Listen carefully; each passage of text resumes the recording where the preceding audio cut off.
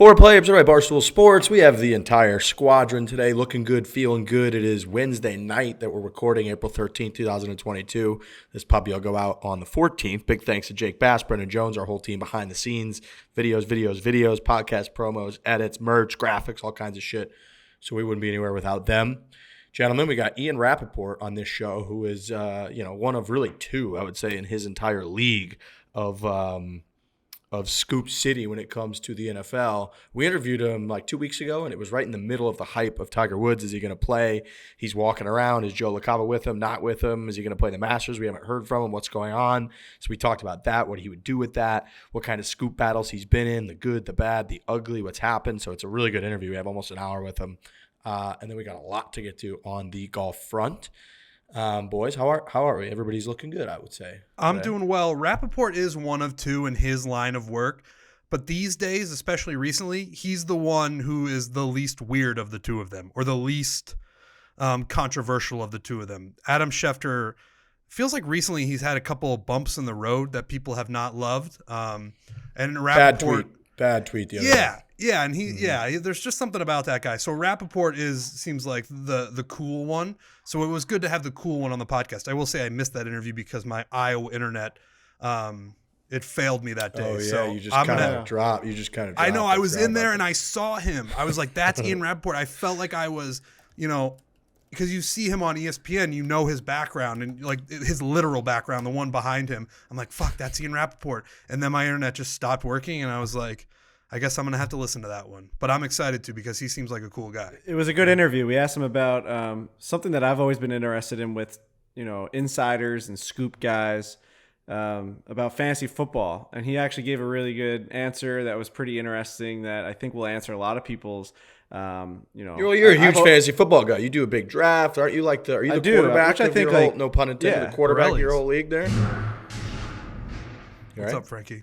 You okay? Everyone heard that? I heard. No one heard any of that? I just heard a little bit of a kerfuffle, I would say. It wasn't like it was a Dave Grohl poster, just fell because I kicked it. Bummer. But yeah, no, I'm a huge fantasy football guy, and if I had a guy like Ian Rapoport in my league, I think that there would be some conversations to be had about the fact that he gets information before anyone else. So it was a really interesting way that he describes how he goes about it. So that's a little tease for what's to come. Good little teaser. Other than that, I'm doing great. I'm doing fantastic. Feels good to fucking be home. I'll tell you that. Yes. Dude, Frankie and I were just all over. We had like a week that felt like 3 or 4 weeks with a lot on top of that as well. So it did just feel good. Last night I got back to Arizona, just regrouped, debriefed like with myself. I did some laundry. I just kind of today for the first time, I'm posting a little bit on my Instagram story now. I was trying to cram that in before we recorded. But just like got to do a range session today for like an hour for the first time in a couple weeks after like watching the Masters and feeling so good and excited about golf. I just got to go to the range and just hit golf shots for like an hour, which was so much fun. Doing laundry is so much fun. Frankie and I have been living out of a fucking suitcase, sleeping in airports. Lurch is doing that whole thing. Trent's traveling all over right now too. I won't be home for a week and a half. I won't be home for legitimately a week and a half. Yeah, you're fucked. So you're not going through any of the joy of what we're talking about right now. No. Yeah. Clothes stink. I got to do laundry in the hotel tonight. Just an absolute nightmare. Last time I sit on my own, it felt good to sit on my own toilet. I can't imagine that. Mm-hmm. Just everything felt right. Like the shower was in the position I'm used to it. It felt good. The noises all sounded the same. Like the acoustics of when I was tooting. Everything was just just noises that you know. Like, oh yeah, I'm here. I'm home. Yeah, I know that noise. Yeah, I'm home. That's the way that goes off that exactly. wall. I know that wall. Dude, because when you go into a new hotel bathroom and sometimes it's like more echoey or sometimes it's just the way that it reverberates off the walls. You're like, I'm not supposed to be pooping here. Well, I'm in a hotel now, and the first thing I noticed was that the hotel is really, the toilet is really low to the ground. Really low to the ground. It's a little bit ironic. It's frozen in a hotel. It's a little bit ironic after the beginning of that setting up of the interview, and Trent's just frozen. Man, Trent, you're frozen. Frozen too. He's fine. He's also recording locally, so it's always those things where it's like, fuck, he's been talking the whole time. Now you're fine, Trent. I stopped talking because I realized that all three of you were frozen, so I was like, that can't be happening all at the same time. But what I was saying, I don't know if you guys missed or not, and again, like Frankie's saying, we're recording local, so you're going to hear me say this again. Yep. The first thing I noticed, it just froze up again. That is hilarious. Fucking fuck. Oh man, Dude, the This whole guy. pre-show you were. Where are you in fine. Iowa? We're talking. Jesus Christ, dude. I'm not going to say it again, so you guys are never going to know what it is, and the listeners will be the only ones who know. Talk about that bathroom really quick. You have it right now. Talk about the bathroom really quick. Talk about the Toilet bathroom is real quick. I wanna put lower more than ice in I'm my used cup. to. The toilet is lower than I'm used to. I sat that's a down and I shame. felt like I was falling down 3 floors of stairs. It was That's a just, it was shame. bad. That's a fucking Yeah. shame. Does it like hurt your knees? Your knees are at a weird angle when you're on there. I felt like, Yeah, I just felt fuck. like, I felt like Will Ferrell and Elf. Well, look, let's talk about something that's gonna make you feel better, everybody, which is Whoop. Okay, I got this cool green Whoop band. Trent's got one of these green Whoop bands full of spring golf season. Have to tell you, nothing likes being when you're home after travel and you're in your bed and you're in your routine more than Whoop. Whoop they just get it. They highlight the fact that having a consistent routine in terms of going to sleep, in terms of how much daily strain that you have, is infinitely more healthy. They started sending these push notifications a few months ago where it's like, hello, it's time to, hope you're getting ready for bed, buddy. You need to get ready to go to sleep. We need these 7, 8, 9 hours of sleep. And that's because Whoop tracks you at an incredibly accurate level. And with this little technology here now, the Whoop 4.0, which is what we have, they give you like this blood oxygen level. They're giving you like the temperature of your skin. I mean, what this thing's able to do through it's so good that it makes me think they're just making it up, but I know they're not making it up. I mean, you got Rory, you got all these phenomenal professional, Justin Thomas, phenomenal professional golfers, athletes who use this thing. We use it, and it's addictive with how much information it gives you about your body, your heart rate variable. Is that what HRV is? Variable? Yes, it Variance? is. That is right. Variable? Is it variable or variance? I don't know. Oh, But boy. seems pretty much. I know you want that number to be similar. higher. You want that number to be higher than lower. That's what I know about HRV. I'm a 77% today. I feel good. I got 7 hours and 37 minutes of sleep last night. I'm feeling good. And it is addictive in the sense that sometimes it'll die and I won't realize it, and I'll go to bed and I'll wake up and I won't know how much sleep I actually got, which is what I did for most of my life until I got a Whoop a couple years ago. I can't do that anymore. I need to know that I got 7 hours and 37 minutes of sleep just so I can feel good about myself. So I love the Whoop. I'm literally never getting rid of it. I don't know how long. It seems like they're going to be around for a while. They seem like pretty successful, especially since from when we started to where they are now. They're putting out new bands. They're putting out new versions. I'm never getting rid of it. I love it. So look, people can go to whoop.com, enter the code 4. You could save 50% off your first checkout. Now look, Rory, I got this data from Rory's hole out on the bunker shot to shoot an 8 under 64 at the old Masters tournament. It says during his shot, his heart rate spiked to 143 beats per minute when he holed out that shot. He was working off his green recovery score, 73%, and was primed and ready to go to make history and make a real run at it. It's nice when you wake up on the green. I can't tell you how good that feels. He got 51 more minutes time in bed than his 30-day baseline average. His sleep performance was 9% higher than his 30-day base. The main message here is that Rory prioritized getting good sleep the night before the final round, had a great recovery, and was ready to make history. You can make history by going to whoop.com, enter the code 4 to save 15% off at checkout. When I bet Tiger Woods to hit the first fairway at the Masters on Thursday, my heart rate got all the way up to 137. So You were almost as high as Rory when he holed out on the 72nd hole of the Masters tournament in front of tens of thousands of people live and millions of people around the world. Think about that. there were a lot of people, people saw that on Twitter. A lot of people saw my thing on Twitter, so I was nervous about that. And then I got nervous. I was there for it. When Bug told me what my heart rate was. That made me more nervous, so my heart rate got even higher. So I'm just a mess when it comes to that. But, just two peak athletes having high heart rates. Yeah, that's kind of what I would call both of you guys. So we got a lot to get to. I mentioned that earlier, an enormous amount to get to. Obviously, this interview that's going to come on the back end of the show.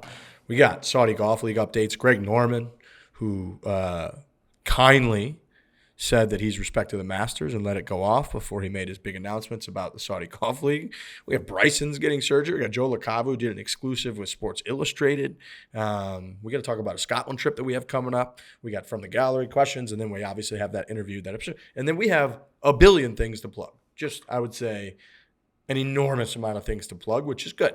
We're going to start with these shoes. These G4 shoes are going on sale today, as you're listening to the show, 10 a.m. Eastern Standard Time, which is 7 a.m. my time, which means I'm going to have to get up early as fuck to promote these things. But these are custom G4 shoes. Okay, they got Barstool Golf and our logo in there. On the tongue here, they got the Barstool logo. They are purple and white. They're the MG4s, which are the most comfortable golf shoes ever invented. We made these like a year ago, and with supply chain and what it takes to get these puppies made custom and how cool they are, it took about a year for them to come in. These are going to sell out lightning fast. They're going for the same price that they are, that shoes are on G4's site, these shoes, the MG4. So go check them out, store.barstoolsports.com.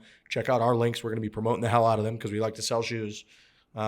These things are awesome, boys. Yeah, when you see them in person, you're not going to believe them. We've worn them to the last couple of Barstool Classics, and it's a good gauge for how people across the country are going to, receive them. When you see big white, purple shoes coming down the fairway, you don't know if someone's going to love them or they're going to hate them. Every single person has been like, holy shit, where have you gotten those? They didn't even know that they were Barstool branded. I mean, all the Barstool branding is so quaint and subtle. Jinx. It's perfect. It's minimal. It's exactly what we needed to do with the collaboration with G4.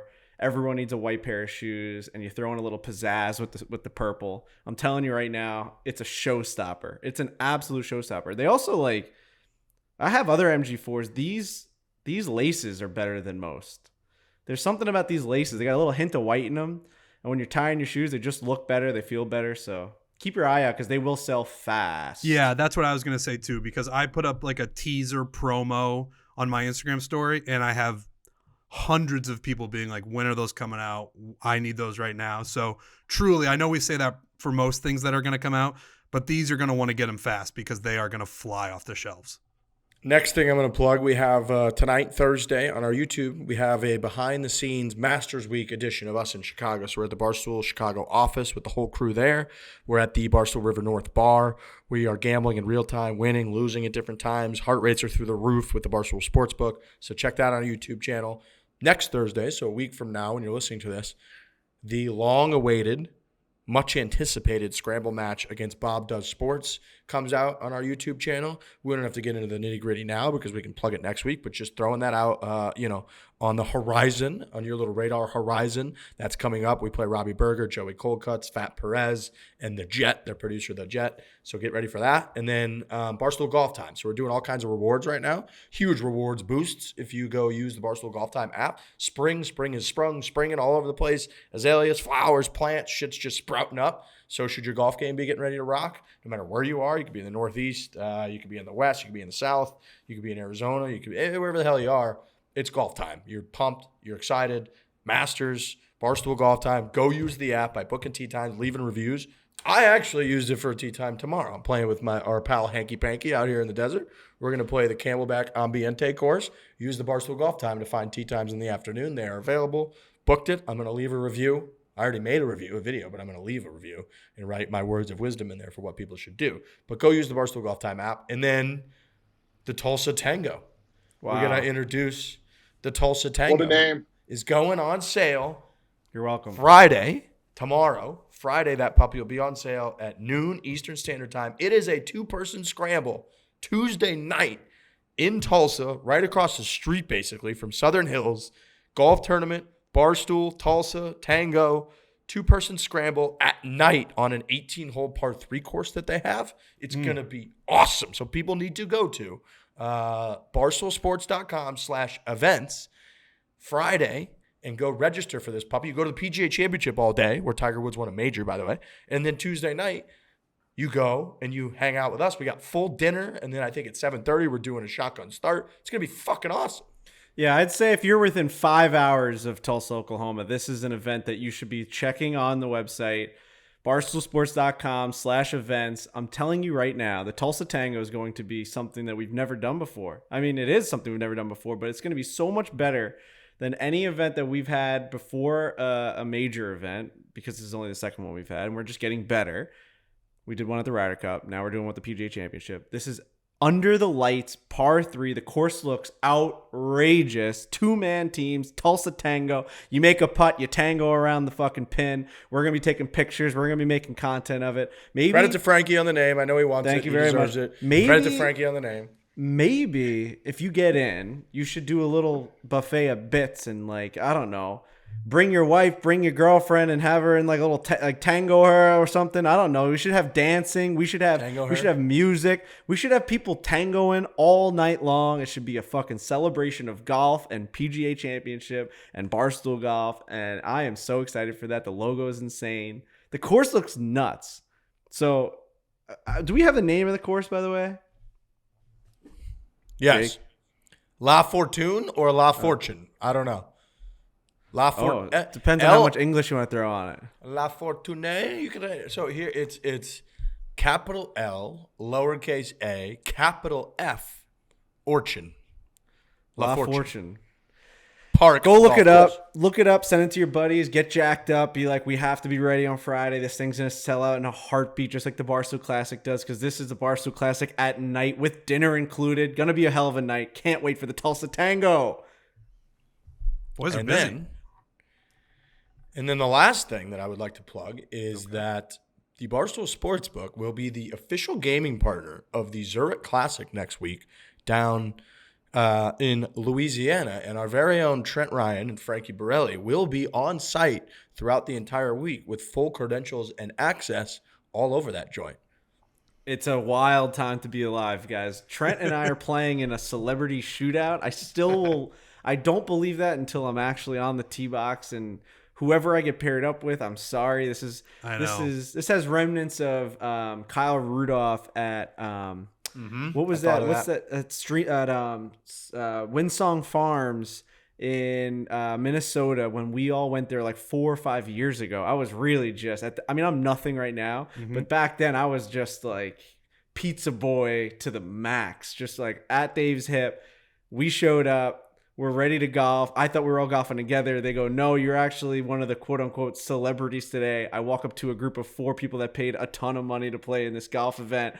I apologized immediately. I literally went up to each one of them, shook their hands. I said, I would leave if I were you, but if you want to stay, we'll have a great time. We ended up having a fantastic time. It was a scramble. It was the whole thing. But, like, you know, they got me instead of Larry Fitzgerald and fucking, like, Roger Clemens. It's, like, it's a huge difference. So, Darius Rucker was, like, singing in the group ahead of us, and I'm sitting there like, yeah, I actually got the job because I applied. I used to work at a pizzeria. Like, I don't give a fuck who this guy is. So we're running that back. But yeah, I think, like, Sean Payton and Drew Brees playing in this thing. It's down in fucking Louisiana. We got Mincy on the ground. He's going to be in the mix. We're going to have all the Louisiana people. I'm sure Megan Making Money is going to be down there. We're just going to have Barstool down there for the Barstool Sportsbook. We're taking over a PGA Tour event. This is pretty fucking exciting. We never get to do this ever. No, never. So the two of you, gruesome twosome of Frankie and Trent, will be down there on site the entire week. So watch out for that. Gaming partner, official gaming partner, Barstool Sportsbook. It's big time. It's great. You want to invest, team event. We got Kiz, who has a great track record. I think him and Scott Brown lost in a playoff one year, and they just have a very good track record. And then Max Homa and Taylor Gooch, two Barstool Golf Fore play, friends of the program as well. Scotty So we got a bunch of good teams. Who's Scotty playing with? Is he with Burns? It would make a lot of sense. I know him and Sam Burns are very good buddies. I feel like I don't know who he's playing with. Scheffler, Zurich Classic. You think it'd be Burns? I think it's Burns. It says last year he played with Scotty Scheffler and Bubba Watson, but I doubt that that's the same team. No, that ain't it this year. Oh, it just says Flash Interview. I don't know if they played together. We should figure that out. But anyway, Zurich Classic, you two are going to be there. I'm excited to see what you cook up throughout the entire week. I got a Ryan Palmer. Ryan Palmer is. I was going to say, because they're both Texas. They both are Texas guys. I thought he might have played with Ryan Palmer. Is that who he's got? I like that. He followed me on Twitter the other day. He's another one that when we do that Texas swing that we're going to do, where we go beat the shit out of Scotty Scheffler and then beat the shit out of Harry Higgs and then beat the shit out of Ryan Palmer's going to be part of that. He called us one time, Trent. Remember the first time we had him on the show? He called us driving his son to hockey practice one night. I do remember that. He was a really nice guy. He's a super nice guy. I have his number, actually. I forgot. I should text him, follow up. Dude, there's some really good teams in here. I mean, Colin Morikawa and Victor Hovland is a problem. Patrick Cantlay and Xander Schauffele, problem. Scotty Scheffler and Ryan Palmer, problem because you have the best golfer on the planet in that group. I mean, the Zurich Classic puts asses in the seats. Jason Day is there. I mean, fuck. You guys might get some of the best stuff we've ever gotten next week. Dude, I read in the credential list that we're gonna have a band around our arm and we can just walk inside the ropes. And at a PGA Tour event, that's never happened for the fucking foreplay boys. So the fact that we're down there golfers and everything on Bourbon Street, maybe we're gonna have a couple of cocktails inside of us, and I'm gonna be walking inside the rope. Who knows, man? I might be getting into some trouble. Wouldn't be the first time for the Foreplay podcast down there. No, we're gonna have a great time, dude. Barstool Sportsbook, we're gonna be gambling again. Imagine, so we're gonna be gambling and at the event. That's going to be fun. Imagine you're gambling on it and your media at the event. That's interesting. That's going to be fun. Mm-hmm. Go stand on a par 3 knowing these guys are coming up. All right, like who's hitting the screen? I can't wait for that. That is going to be fun. Bro, can we eat like crawfish? Can we eat a bunch of crawfish one night? Dude, we're going to have Ben Mintz, the king of New Orleans, down there. You don't think we're going to have crawfish with that man? I've been to New Orleans one time in my life, and it was a very short trip. I was down there with Riggs, actually. This was 4 or 5 years ago. And I didn't get to experience, we didn't have a big crawfish night. And I would like to experience that. So you're right. Ben Mintz will probably set us up nice. God. Can't wait. Crawfish is awesome. A table of crawfish and a couple beers. And that's what I want. Salty. Oh, you'll have a nice time. I don't know that I've ever experienced crawfish. I eat seafood from A to Z, and I don't know that I've really had crawfish. What is it? Is it like crab legs? Am I way off on that? I mean, yeah. I mean, it's just different. It almost looks like a little shrimp lobster kind of thing. You just got it covered on the table, and you just kind of calamari-ish almost, kind of. Yeah, it's like a hard shell, but a little bit of soft, and you kind of just crack it open and eat it. It's like so it's nothing like a crab leg.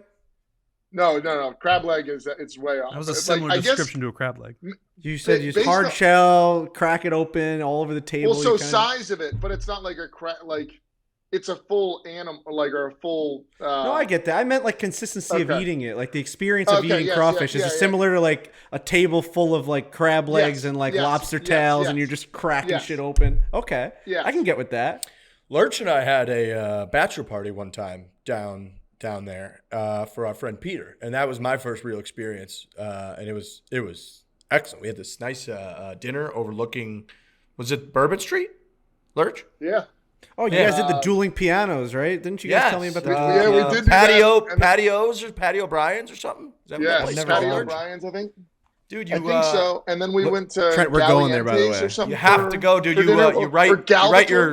You write your song requests on a napkin, you hand it to them, and they play the dual piano. It's unbelievable. That's right. Good memory. Yeah. And then you put a $5 bill with it and toss it into them, and they just play it. It's unbelievable. Yes. What was that restaurant we went to? Was it Riggs? Was it Galvatore's or the one that we had the big dinner at? Yeah, we're throwing beads because there's those decks that we're going and having beers, and you throw the beads on somebody if you throw the beads and they land on somebody's head or on awesome. Neck. Well, then they flash their tits at you, isn't that? And then they show you their boobies. Yeah. It's really nice. Yeah. God, we're gonna see nipples down there too. Am I gonna have to show the boys? I'll show the boys. If Trent's nipples are the only ones I see in New Orleans, I feel like that's going to be a weak fucking trip down to New Orleans. I mean, that's all you hear about. You go down the street and there's boobies everywhere. Yeah. I think you need to do better than that. I bet there will be some young Bachelor fans that are down there that recognize Trent and demand to see his boobies. Wow. That's my guess. Dude. We'll see if I get enough beads. Dude, you're gonna get fucking. That's gonna be a scene down there. It's gonna be a fun time. What else is a fun time is Gametime, new app created by fans for fans. It's changing the way we buy tickets and has become one of the fastest growing companies in America. Look, Frankie and I described and even put a video out describing how awesome it was to be at Augusta National at this event, our favorite event in the world, especially in the world of golf, last week. There's just nothing like live events, live sports, live shows. We missed all of that with COVID for a couple of years. Now, a lot of it, almost all of it, is back, although I did see they're expanding the mask mandate on flights again, which, as somebody who flies all the time, it's a real shame. We're not here to get into that. We're here to get into Gametime. Gametime's founder, Brad, this is how it started, is at a bar with his brother before Game 7 of the NLCS, sees ticket prices dropping, he buys them on his phone, but then realizes he has to print them. You do not want to have to go through all that, so he came up with this. He thought, wow, I got a great last-minute deal, but this was a giant pain in the ass. Gametime app was born. Today, over 15 million people have downloaded the app, created by fans for fans. The Gametime app makes it easier than ever to score last-minute deals on tickets to sporting events, concerts, shows, everything. They've got every major sport, including golf. They've got tickets to the Wells Fargo Championship, the PGA Championship, which we're going to be at. Shout out to the Tulsa Tango. Best part, you get $20 off your first purchase. Download the Gametime app. Go to the account tab to create a login and redeem code FORE, F-O-R-E, for $20 off your first purchase. Terms apply. Download Gametime, last minute tickets, lowest price, guaranteed.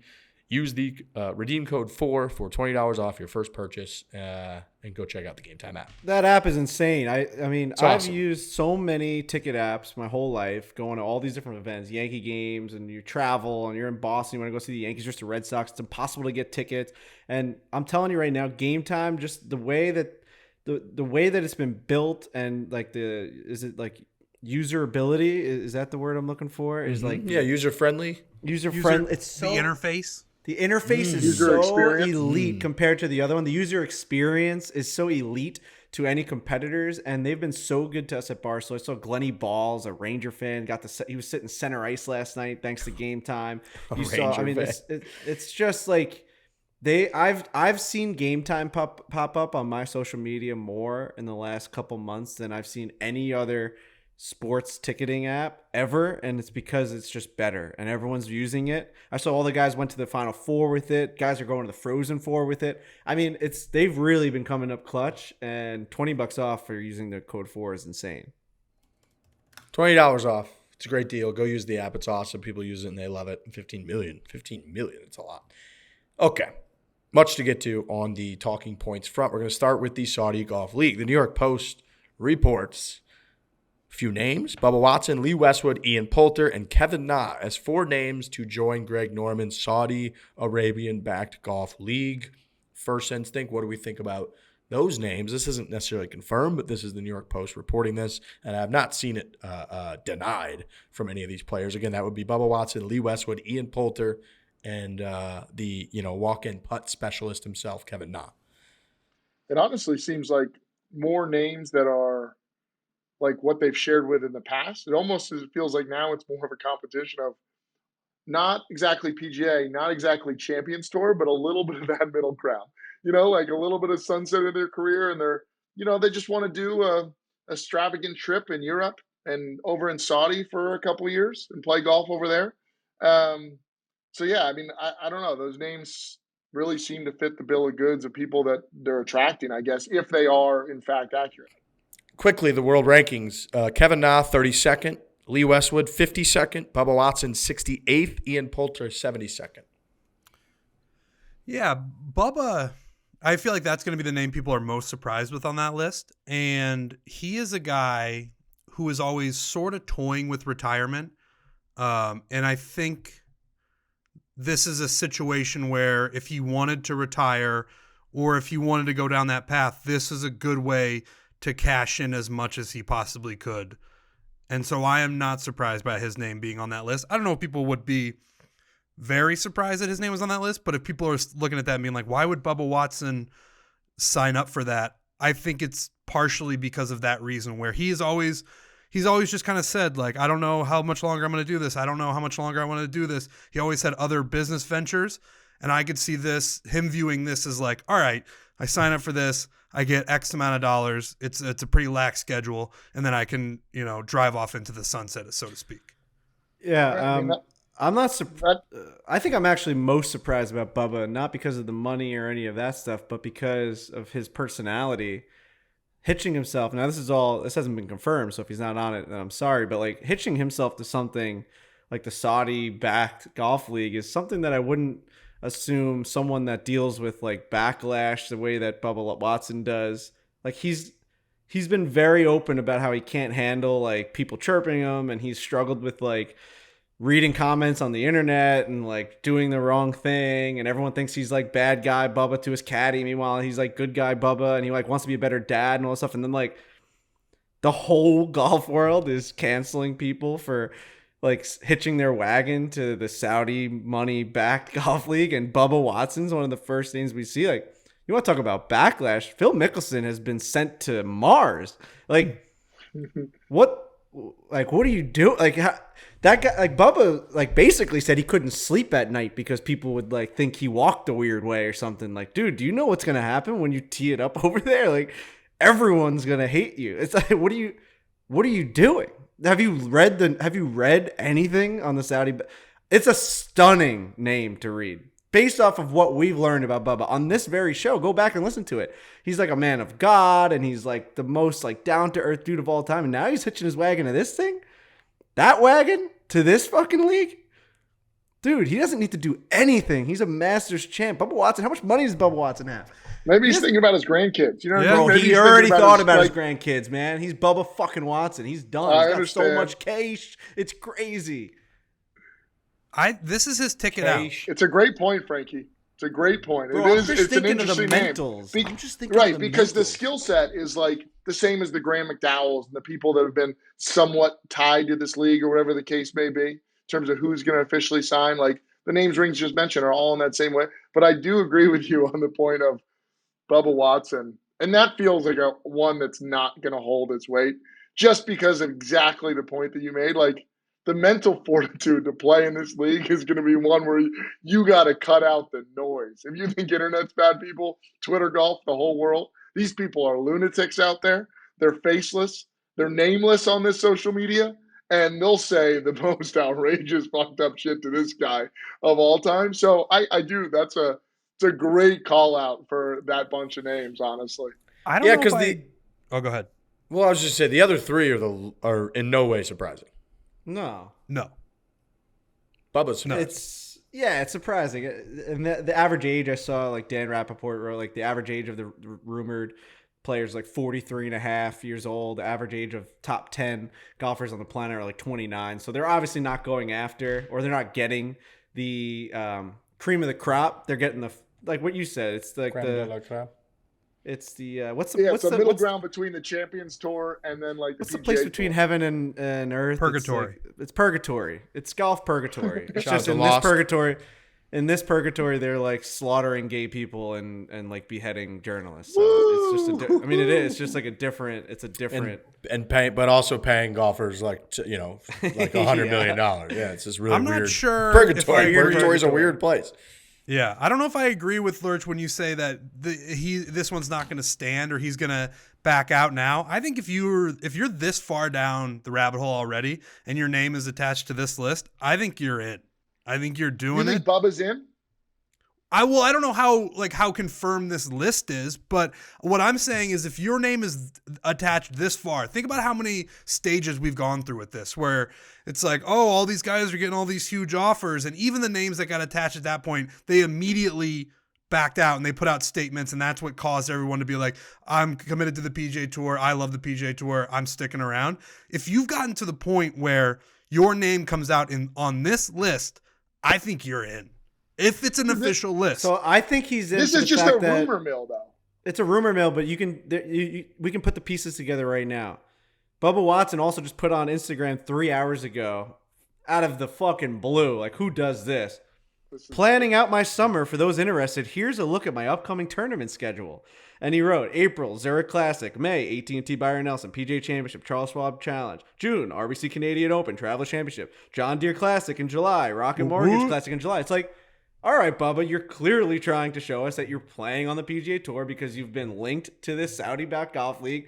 And you're going to show exactly what Greg Norman has said in all his interviews and all of his press releases, that this is going to be a complimentary tour to the PGA Tour. You're now showing us on your Instagram that, like, yeah, if something comes out next week that I'm playing in this other golf tournament, I'm also playing in all these that I announced on Wednesday. So I think he's definitely confirmed. Look, and Greg Norman said, the interest level we've had, well, I had a player who's won a couple of major championships sitting in my very office here 48 hours ago. Bubba Watson is a Florida guy. Greg Norman, a Florida guy. So if he's sitting in his office, a couple major championships, the Bubba Watson thing, connecting a little bit of dots on the entire front of, what kind of players they're going to have.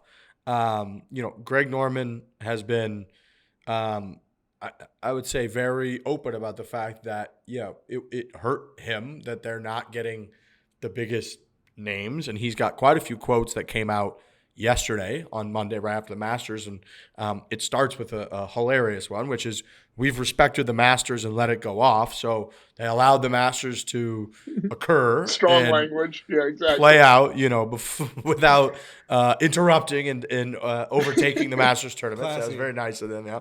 But now our journey is finally coming to fruition for the players, not for me. Their rightful place to have what they want. That's why they are all still very, very, very interested. That reads like a Michael Scott quote. We have players signed. Contrary to the white noise you're hearing out there, the interest level we've had, well, I had a player, major championship quote, quite honestly, it doesn't matter who plays. This is where it gets interesting. We're going to put the event on. There's a $4 million first place. I hope a kid who's 350th in the world wins. It'll change his life, his family's life. And then a few of our events will go by and the top players will see someone winning $6 million, $8 million, and they will say, enough is enough. I know I can beat these guys week in and week out with my hands tied behind my back. Interesting language. Very interesting language. I don't think he really understood in what parentheses, he was doing as Greg Norman wrote with his hands behind his back and a Right, baggie over his head. Yeah. What is Monahan's official line on guys playing in this league and the PGA Tour? We've talked about so many scenarios that I don't even remember at this point. Are they banned? I believe rumored that they'll be banned, but I do not believe that he has stood behind publicly that comment. I don't know that he's made any declarative comment about what'll happen. I mean, Greg Norman's forcing his hand here. He's going to have to make a decision with his hands tied behind his back.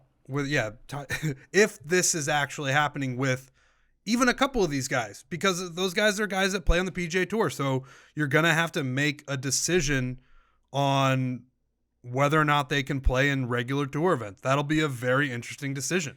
Is the most intriguing part of this Saudi league that line that he said a guy who's 350th in the world is going to win $4 million? Does that get you guys perked up at all? Will you guys tune in if some fucking average Joe golfer that's like barely scrapping together enough events or whatever to have some sort of ranking in the world wins $4 million in a Saudi golf event? Like, I think that's going to get fucking crazy publicity.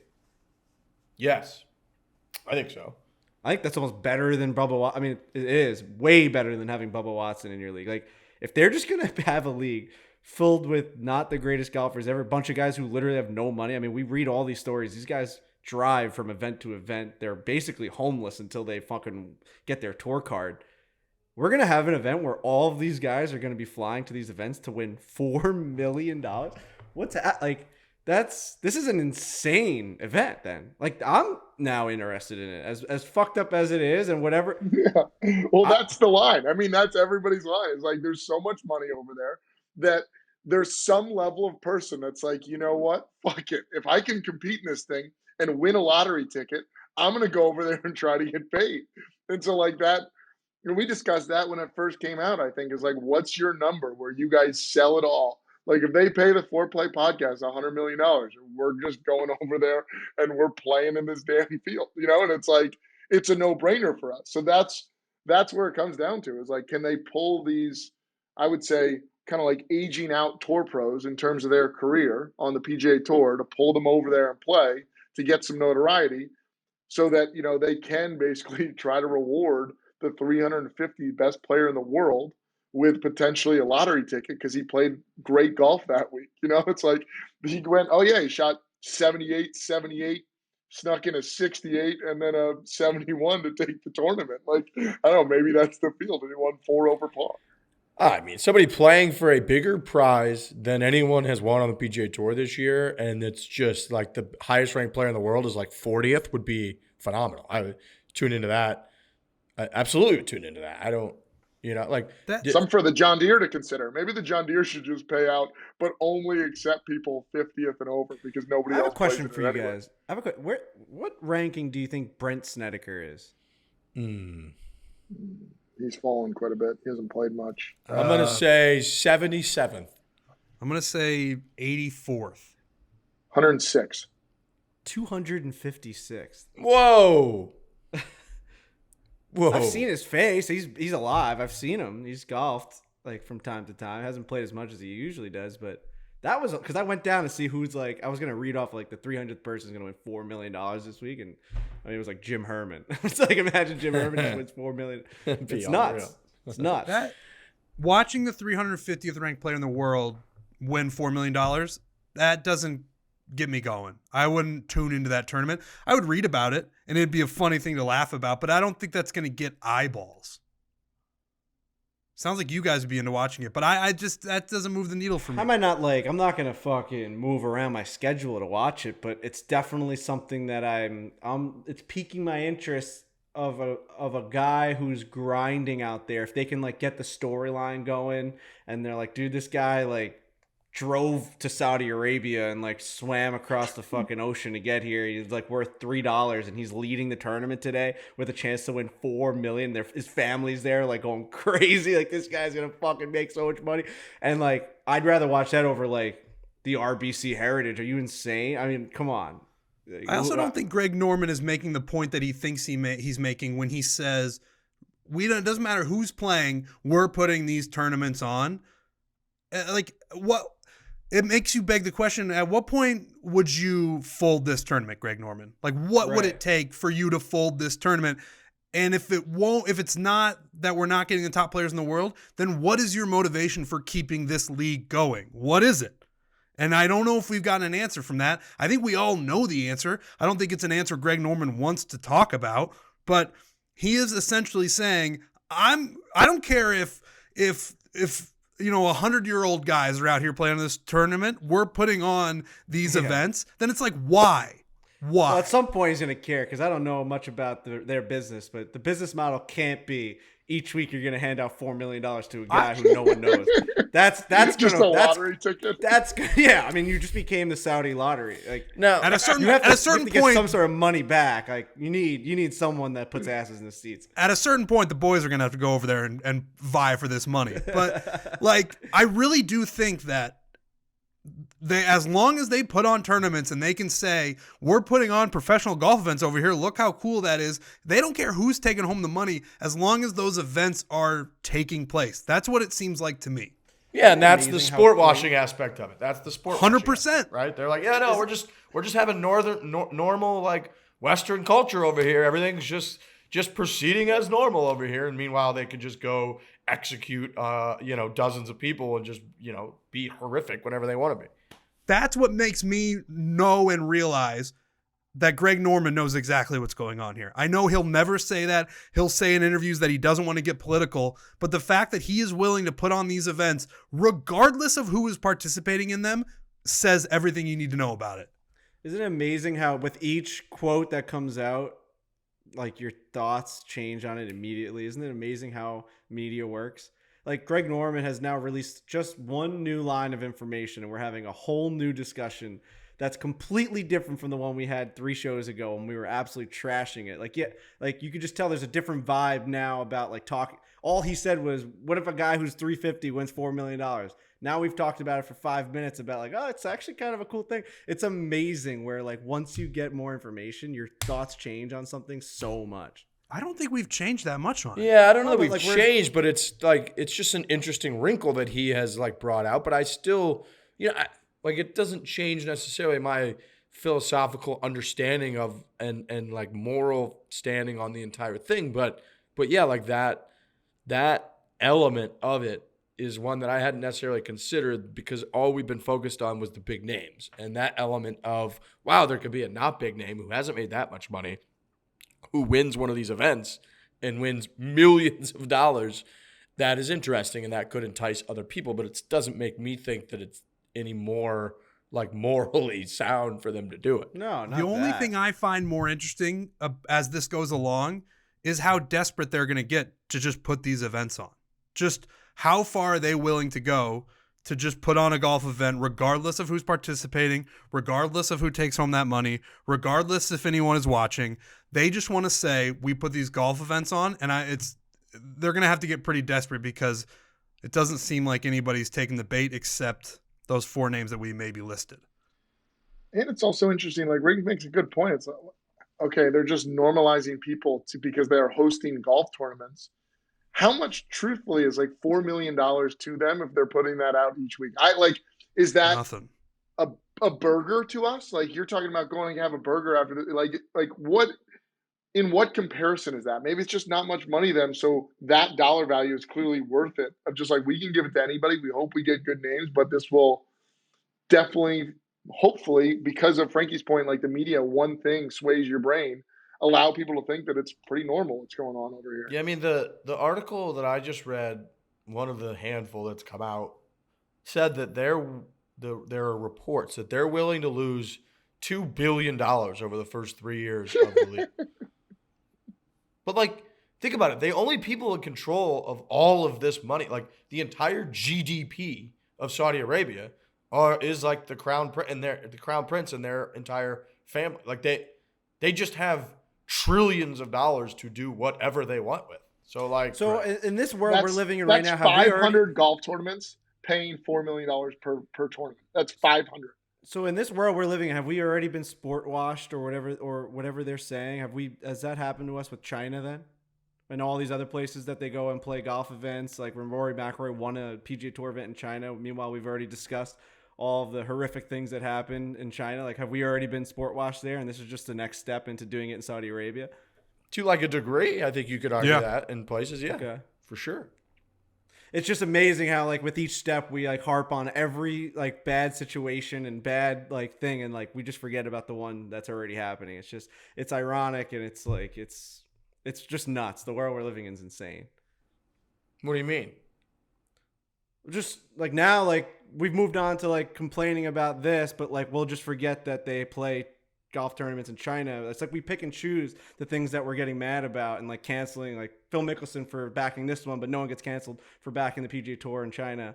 Meanwhile, you can make the same arguments for both sides, like to a degree, yeah. But I would say like they haven't done the if they were to go to if the PGA Tour were to go to China, which they haven't been in a while now with COVID and everything else, but if they were to go, I imagine they would start to get pretty similar pushback that they're getting on this front now because this has had and reached such a fever pitch. And I think the Phil Mickelson case is interesting because Phil did more than just back it. I mean, Phil was literally underwriting the rules of the new league in an effort to recruit people away from the PGA Tour.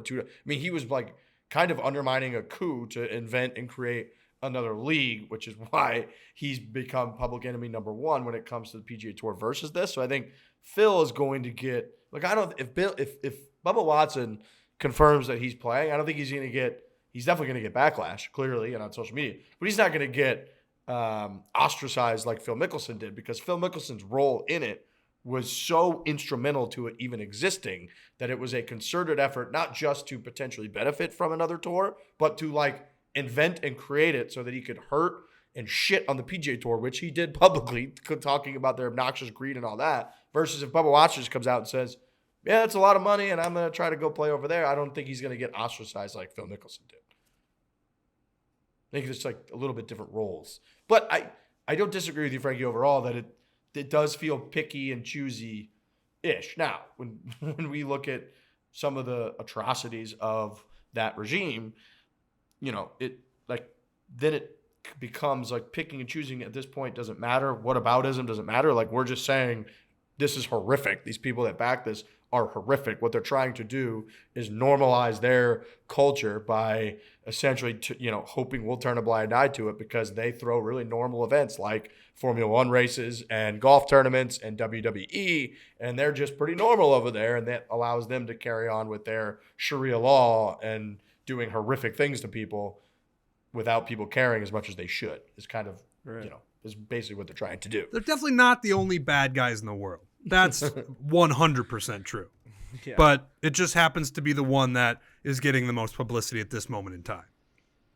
It also, like, the old phrase, like, once it's in the budget, once it's approved, like, it almost becomes like a revolving door where obviously new tournaments or new like tours in this sense get a lot of publicity because it's something new, it's change, it's different. So I do agree, like with a lot of like Frankie's made a couple good points to me in this show where I'm like, You've said it I'd 3 buy times. that. I know you've made a couple that I'm like, all right, he's swaying my thought. Now maybe you'll do the classic Frankie where now you'll go against your own point and argue the other side, but right now you're money. Wouldn't be a foreplay episode if that didn't occur at some point. But I'll say too, I mean, right, like clearly there have to be good points to be made from the other side. Otherwise, it wouldn't be even close to being an existing real thing, right? Like there are people out there that are very successful, have made a lot of money, and in theory are smart or at least can rationally think through things, who are seriously considering joining and being a part of this other league. So obviously there must be good points to be made. Not necessarily saying that they're going to be able to sway everyone or that they're morally going to be on the right side, but obviously there is a reasonable argument to be made. That's why it's becoming such a real thing. And that point is probably being made with the backing of billions of dollars, which helps usually, traditionally. Okay. Greg Norman, a couple more Greg Norman quotes. He went on to say about DJ Bryson and Phil kind of stepping away. He said it was a kick in the teeth. There's no question about it. It was a gut punch. We were so close. On that Tuesday, we had our strength of field ready to go, and the PGA Tour heard about this and threw a giant redwood tree in our roadway.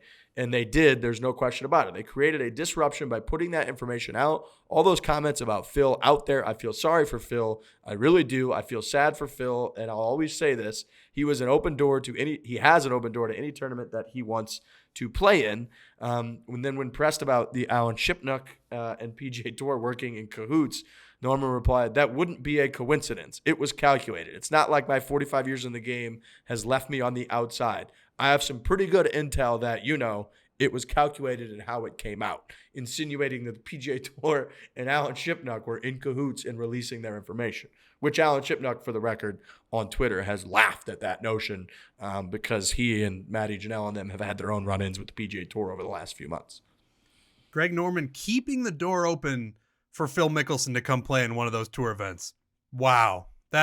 Imagine if Phil did that now. If he was like, all right, I'm going to go over there and play.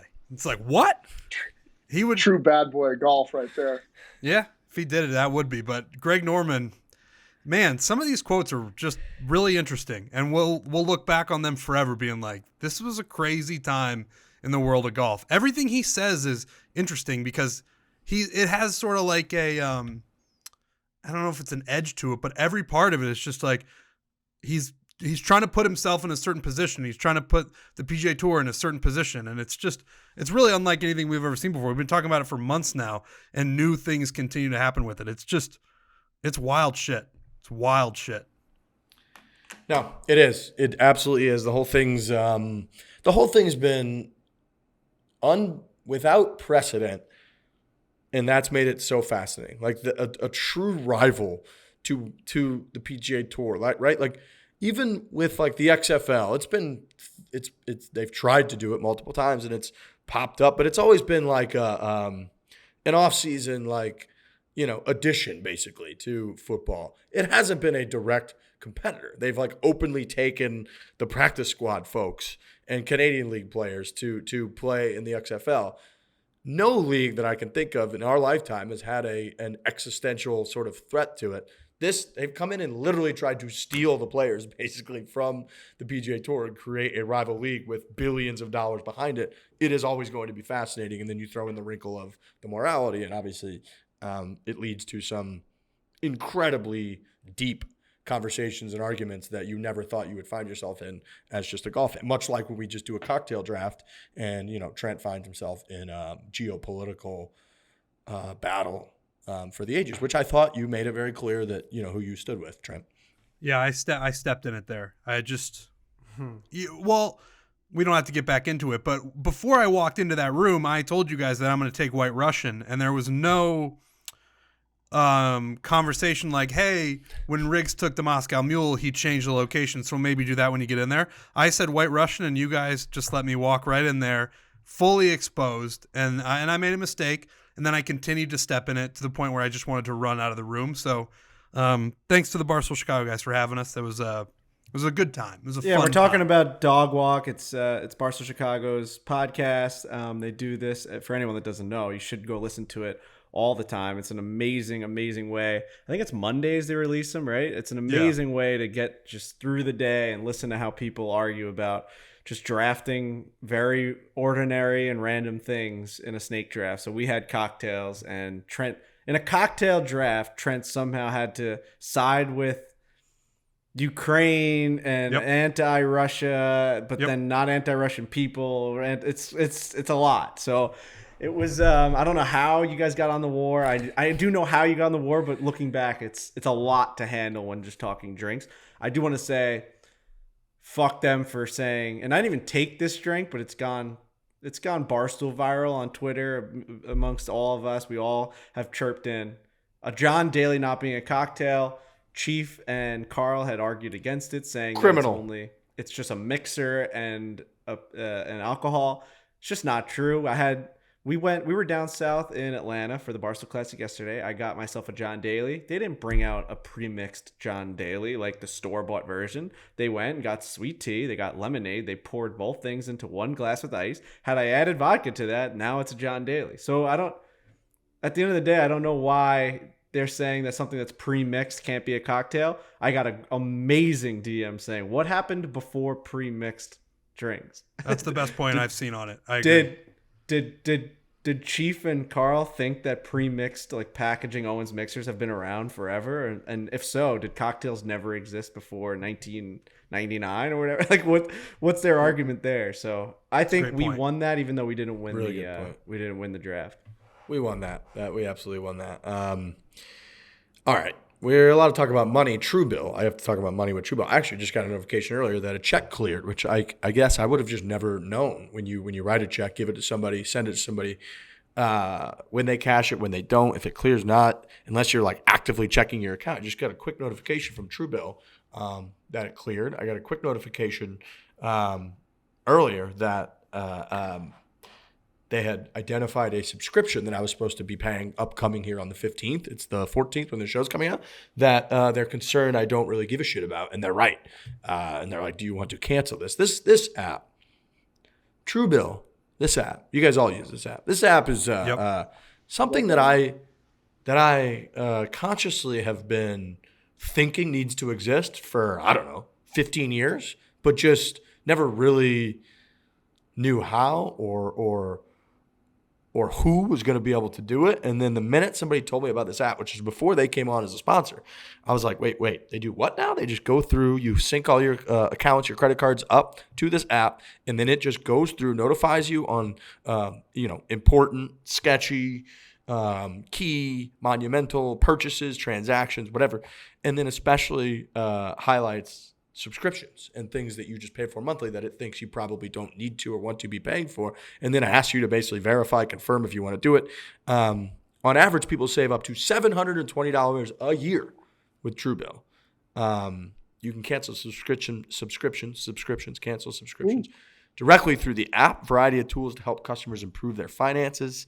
Truebill has over 2 million users and helps save them over $100 million total. So do not fall for subscription scams. Start canceling today at Truebill.com/Fore. Truebill.com/Fore. It could save you thousands a year. That's Truebill.com/Fore. Excellent. It's been quite the time for me to have Truebill while having a house. First month having showing Truebill, that monthly spend is just it's just like, dude, this month, so like last month we got all the furniture and all that stuff, which still hasn't come. Couch is still not here.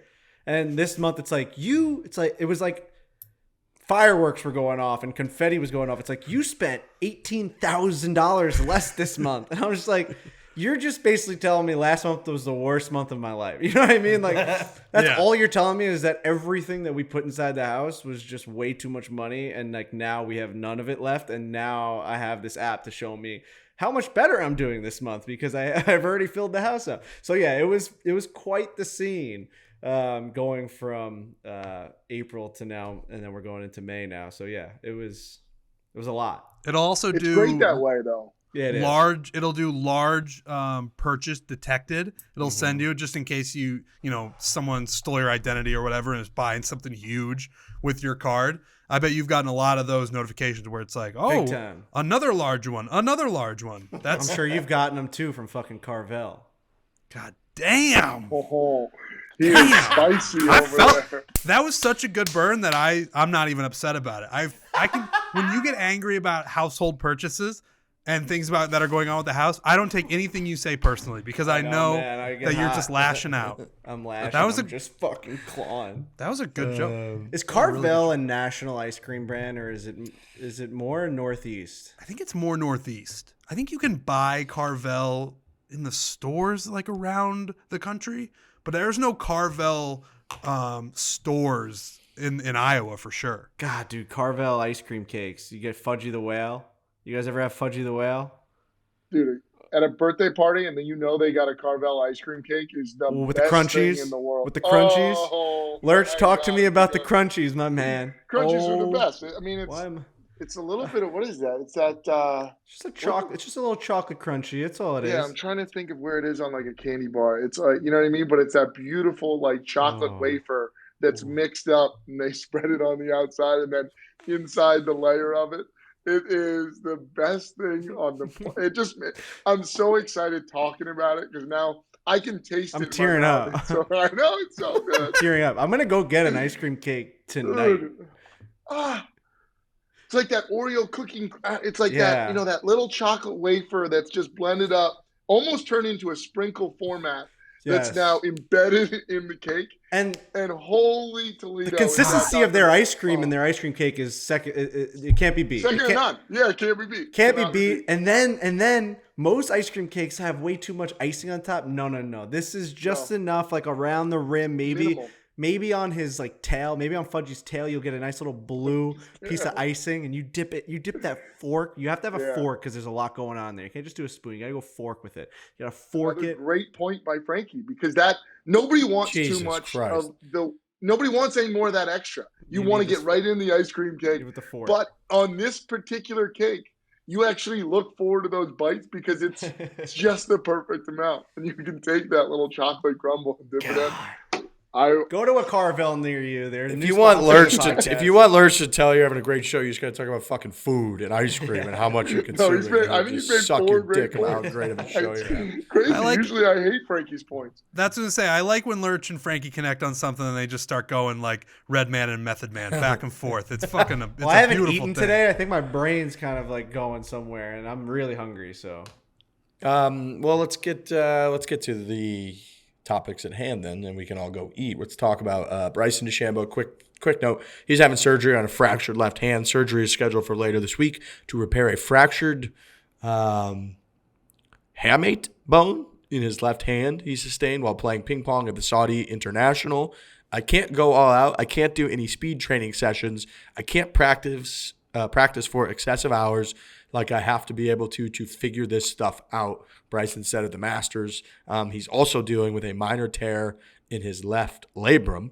According to one PGA Tour trainer, the recovery period for surgery on this bone is 10 to 12 weeks, which obviously a couple major championships coming up in the next, 3 majors coming up in the next 3 months. Could be interesting. I don't know if we have much to add, but just maybe we're just kind of delivering news to people right there. Well, he got hurt in a Saudi golf event.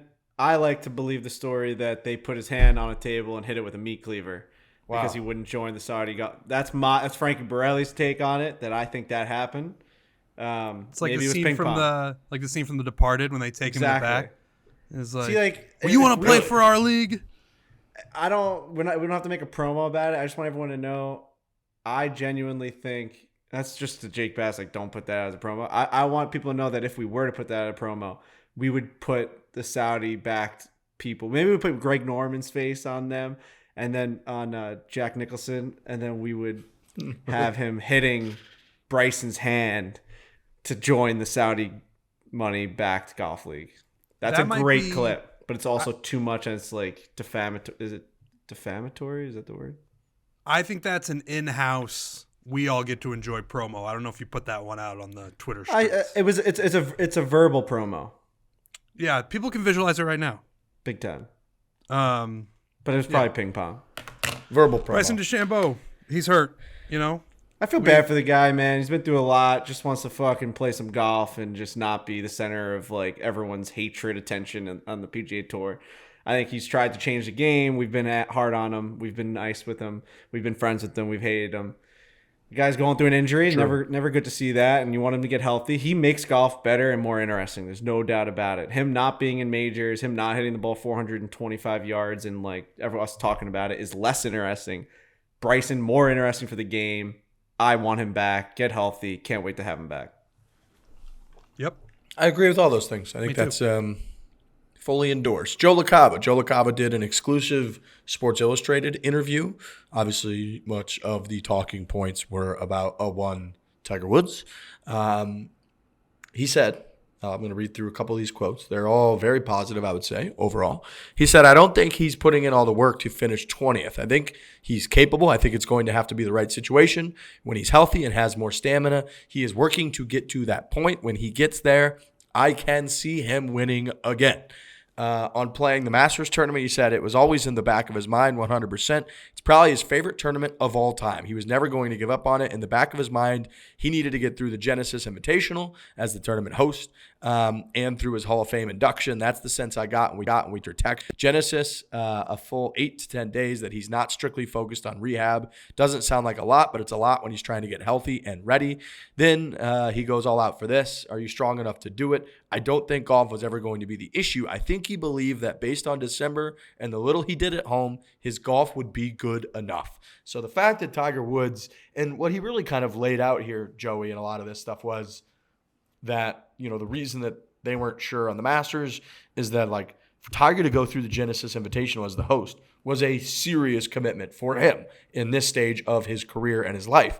And he couldn't do extensive rehab all of those days. He couldn't, do this combination of strengthening his leg and rehabbing and working on his golf. He was the host, so he loses a whole 8 to 10 days with that. And then the same thing with his Hall of Fame induction, where he was really focused on the ceremony, on the speech, on his daughter Sam giving the speech. And anytime he's focusing his efforts on other things, it's like, no, that's just like he needs to be able to go full bore on golf and strengthening and rehab in order for him to even have a chance to play golf. So we had to literally get through those things before he could even begin preparation for the Masters tournament, which is just, I thought, a really interesting peek into sort of the process and how many balls Tiger Woods can really be juggling at this point in his life, which is really just not that many, which is very understandable. Yeah, I think in the past he was juggling too many balls in the air at once, and you get to a point where you're just like, you can't sustain that. You can't, and maybe when you're younger you can, but even then sometimes that stuff, it gets too much, and so it's good. It's good news for us as Tiger fans. It's good news for Tiger too, where he doesn't have as many things going on, and he is willing to focus on the things that he needs to do and then get back to rehab and playing golf and all those things. It just seems like things have slowed down for him, and I think that is generally a good thing. That was not a speeding joke, by the way. That's not what I meant from that. No, it's okay. There were a couple puns in there, juggling the balls and all that stuff. I didn't mean it. I meant all of that literally. Good. Well, I took it literally. He can't literally juggle. I took it literally in the way that you meant it literally. Do you think Tiger Woods can juggle? Absolutely. His Tiger hand-eye Woods coordination. can fucking walk on water if he wanted to, or go to the moon. Best hand-eye coordination on the planet. I actually think juggling's harder than walking on water. Juggling's hard. No, it's not. My dad can juggle. My dad picks up 3 apples and juggles them. No problem. Yeah, but your dad is a guy who can juggle. Of course, absolutely. Yeah. Your dad is good at all that shit. Yeah. And I that's a positive. But I don't know if Tiger Woods, on the topic of focusing on different things that are important, I don't know if juggling is one of them. I'd love to know if Tiger Woods can juggle. I think he can. I think those guys practice that shit. Wouldn't you see him? Wouldn't there be at least one clip of him juggling golf balls on the range? There might be. Have we ever seen it? It's like an intimidation focus kind of thing. Just kind of like he's warming up and he's just like, oh, I got these. Like you'll see basketball players kick a basketball around during a timeout, and it's like, oh, that guy can juggle a soccer ball. I'm talking about actually juggling, but I think we'd have a clip of Tiger Woods. I mean, he juggles golf balls on his, like when he hits it back, like the Nike commercial. He's done like multiple balls where he does it with a fucking club in his hand. I bet he can do it with no club. That's not exactly the same thing. No. Well, I know what you're talking about, though. You'd think that maybe those two things would lead to him being able to juggle, but I do think we would have seen it at this point. Who knows? Metaphorically and also kind of literally, he, juggling less things than he could when he was younger and healthier. I think that's understandable.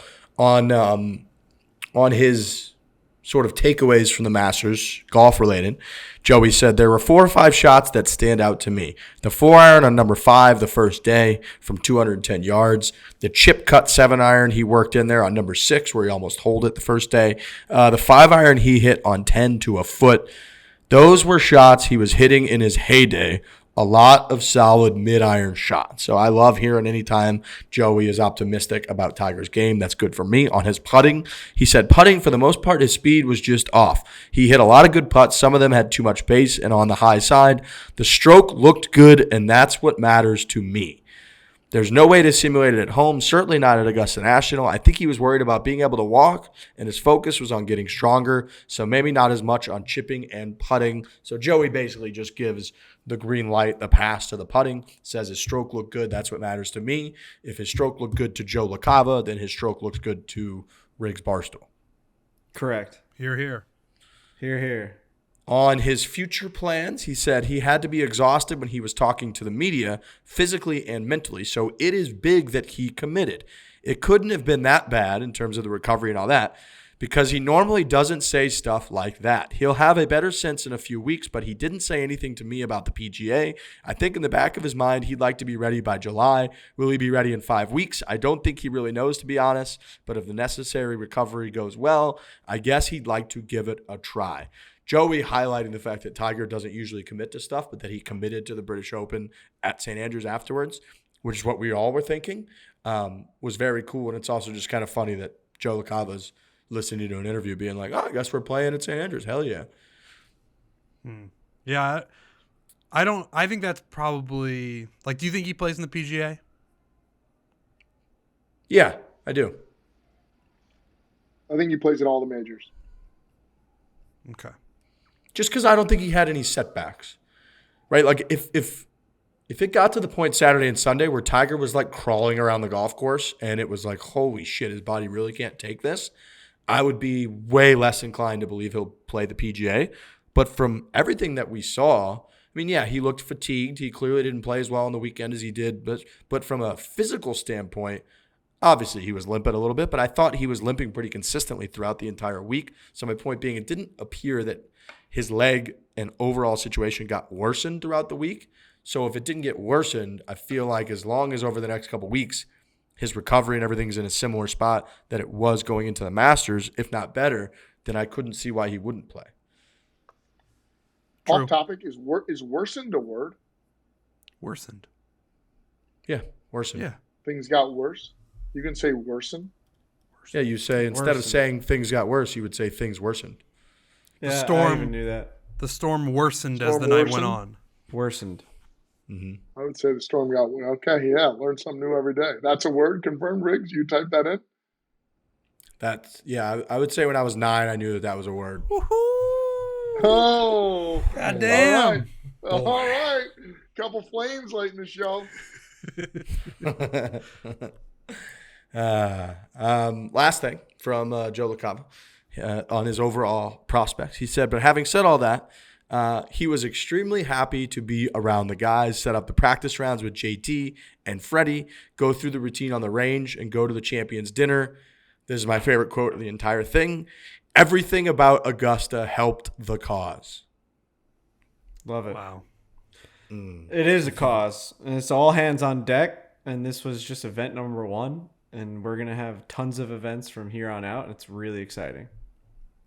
Exactly. Couldn't It's agree just more. as simple as that. It is. It's just The fact that there is a cause, right? There's a general, larger than everything else cause. And that Augusta, while cool, while it'd be great if we won it, while it was great that we shot one under par, that it was just working towards the cause. And that cause, ladies and gentlemen, boys and girls, is winning fucking major championships. That's what the cause is. And everything about Augusta helped the cause. That is the right-hand man to Mr. Tiger Woods himself, the man who carries the bag, helps with the shots, reads the win, hands him the club, cleans the clubs. That man says everything about Augusta helped the cause. I love to hear that.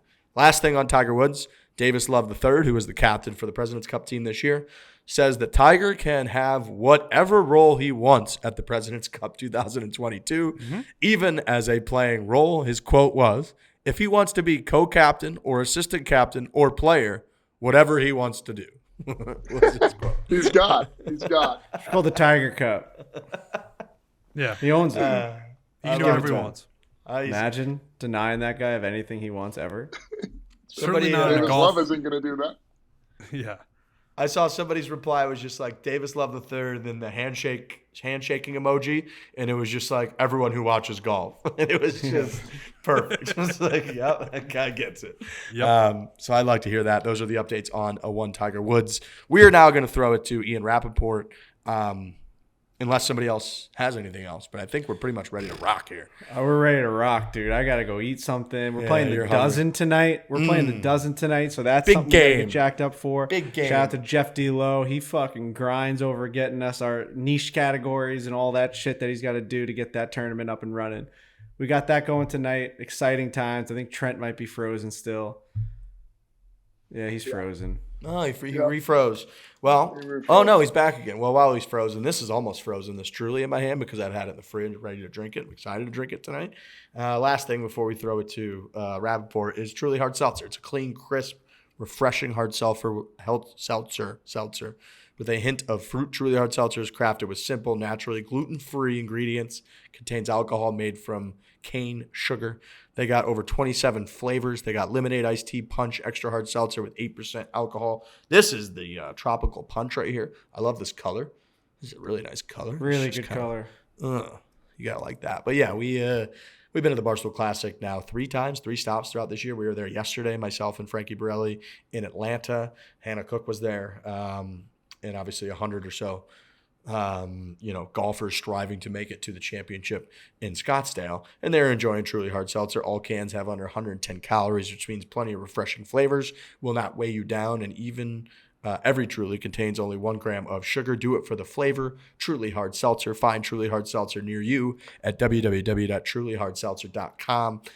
Over 27 flavors. So you got a lot of options. Frankie and I actually filmed a commercial with Truly Hard Seltzer a couple weeks ago, so I'm excited for that to come out.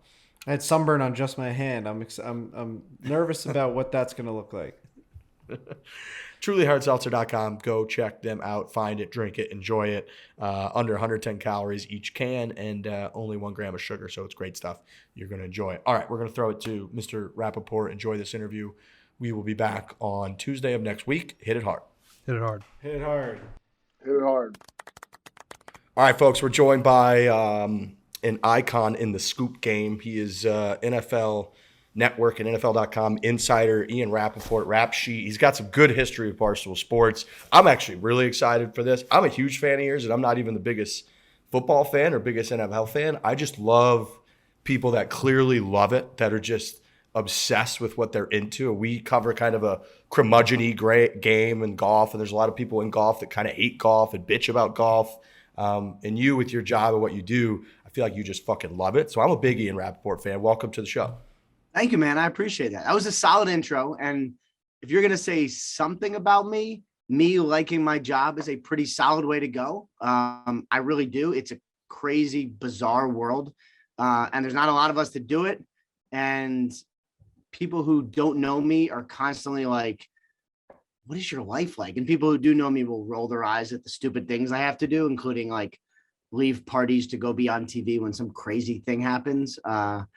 But yes, it's a very strange world, but I really do like it. Do you get like nervous anxiety even being on this show right now? I mean, trying to focus on an interview about golf or whatever the hell we're going to talk about? I would say I do get a little nervous. I actually got a call just now of someone that I'm actually waiting on, and I don't think it was like something imminent, but I'm going to text and make sure. I love it. That's just the gig. It's just never stops. Possible scoop mid-show.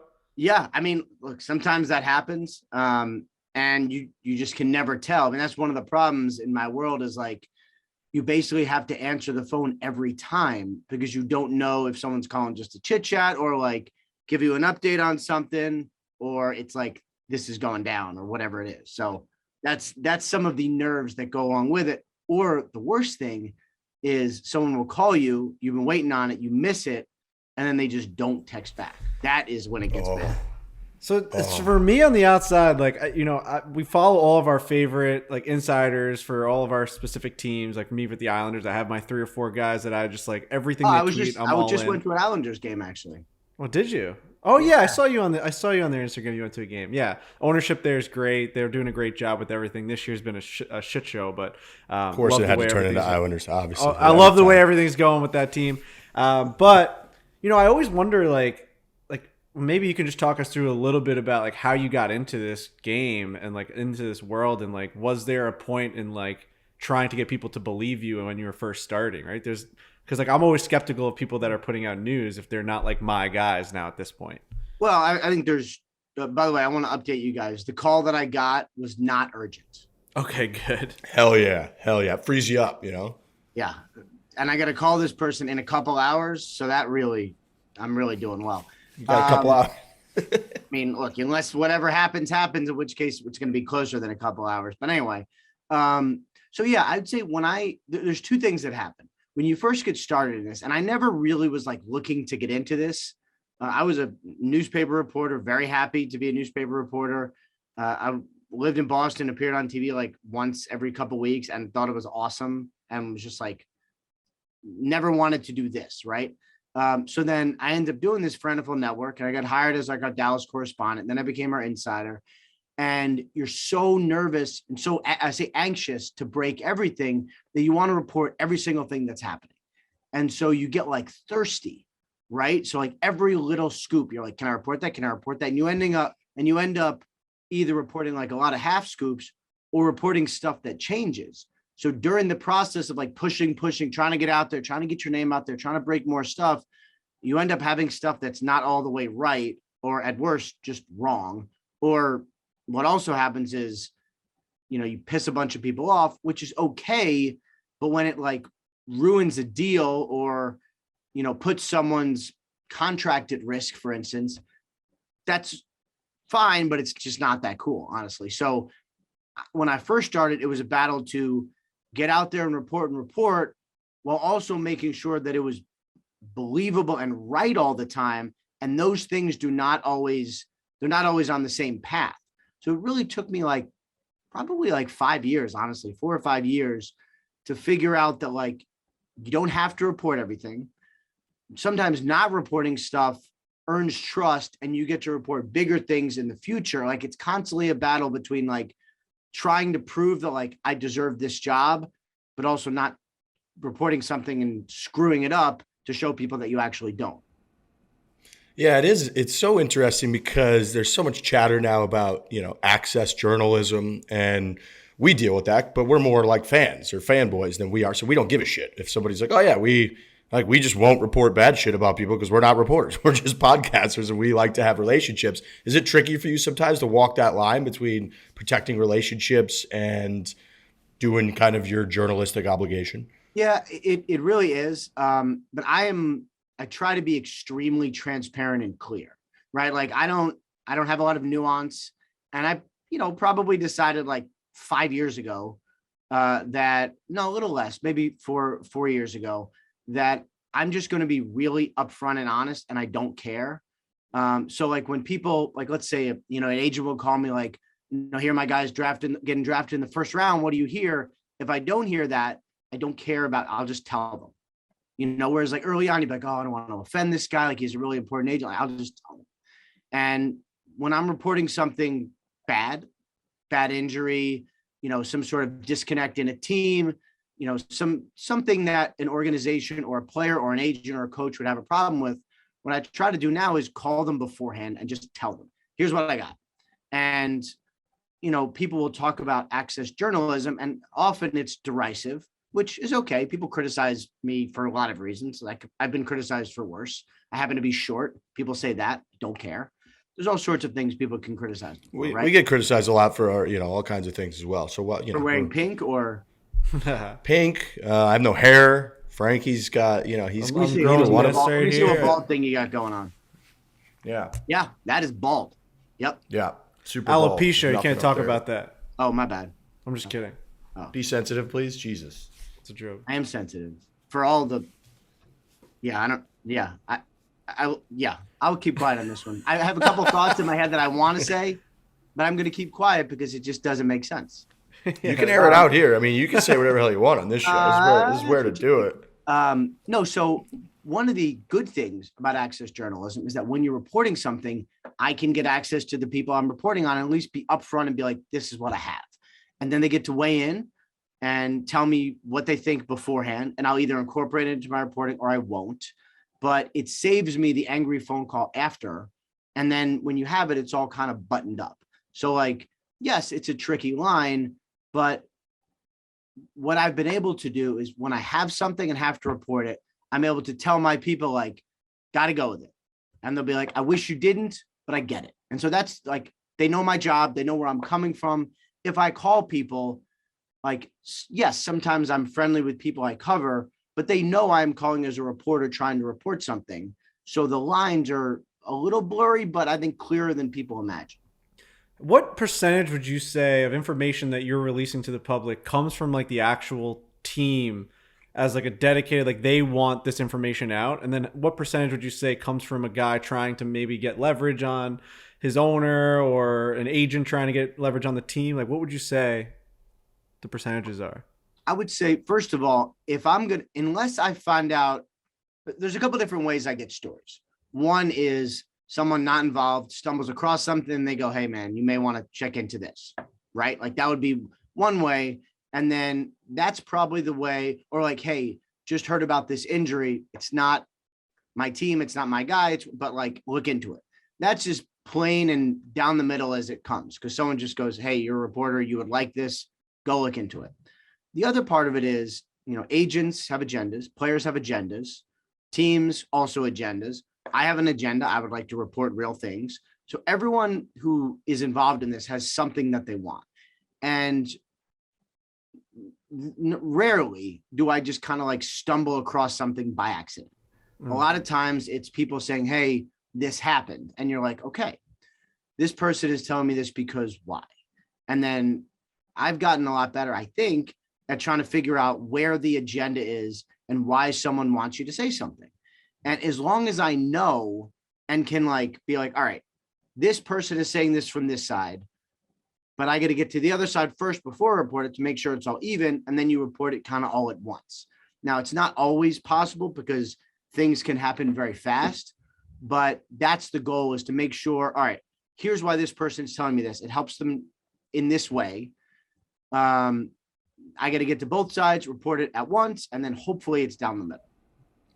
Do you have like a master list of sources somewhere? And the only, main reason I ask, because like it would be hard for me to keep track. I mean, if I go to the city of Chicago and I'm trying to think like, who do I know in Chicago that's a friend of mine that I could play golf with? I can't even like remember everybody. I would almost want to write down like a list. So if something's coming up with the Bengals, I almost feel like you would need to be like, all right, baby, I got to look at my Bengals list and be like, oh, fuck, that's right. I got that guy. Do you keep like a list somewhere? It's kind of a funny question. I don't do it like that, but what I do is, and I forget stuff all the time in my life. Like I have a very strict Google Calendar that my wife and I share that I put everything in all the time and set alerts for myself on almost everything, because I forget stuff all the time.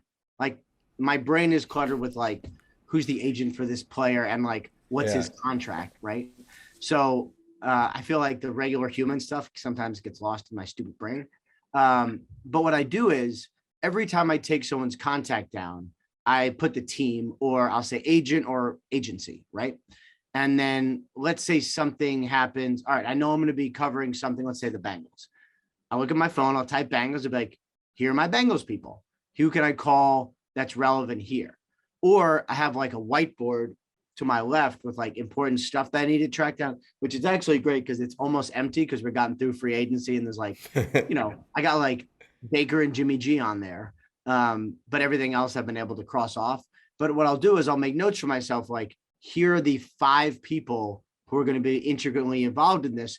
just because like when in free agency, when like stuff is crazy, I'm constantly like, hold on, this is happening. And so like, it just makes it easy for myself to write it down and be like, all right, here's who I can call pretty fast. That's interesting. Yeah, see, that's like I figured. I was like, how the hell does this guy keep track of so many different things? What's the like? Have you ever been? I'm sure you have, but what are some of the big cases when you've been used or like misdirected, basically, with a scoop? That's a great question. I would say what does happen sometimes, let's say contracts, right? You'll have a team and not necessarily the GM, but someone involved, a coach, an executive who will be like, hey, we're getting this deal done. And you're like, wow, like I'd love to report a huge contract extension for $80 million or whatever. And then you get to the agent and they'll be like, well, actually, we haven't agreed to that. And I'm like, okay, the team wants me to think they've agreed to it. Maybe I put it out, maybe it puts pressure, and eventually, will it get done? Probably, but you try to use me. I mean, it doesn't happen honestly that often, but try to use me to say like, to make it so, to speak it into existence. I think that happens. There will be some times with injuries where it's not like I'll be used, but I'll know something like, all right, this guy has a sprained MCL. He's out 2 weeks. And the team will be like, that's not right. We don't know that. And they'll be like, all right, you have a game coming up this weekend. You'd like the opponent to not know. So you're saying we don't know that to make sure that I don't report this. And either I'll say like, hey, I got it. Sorry.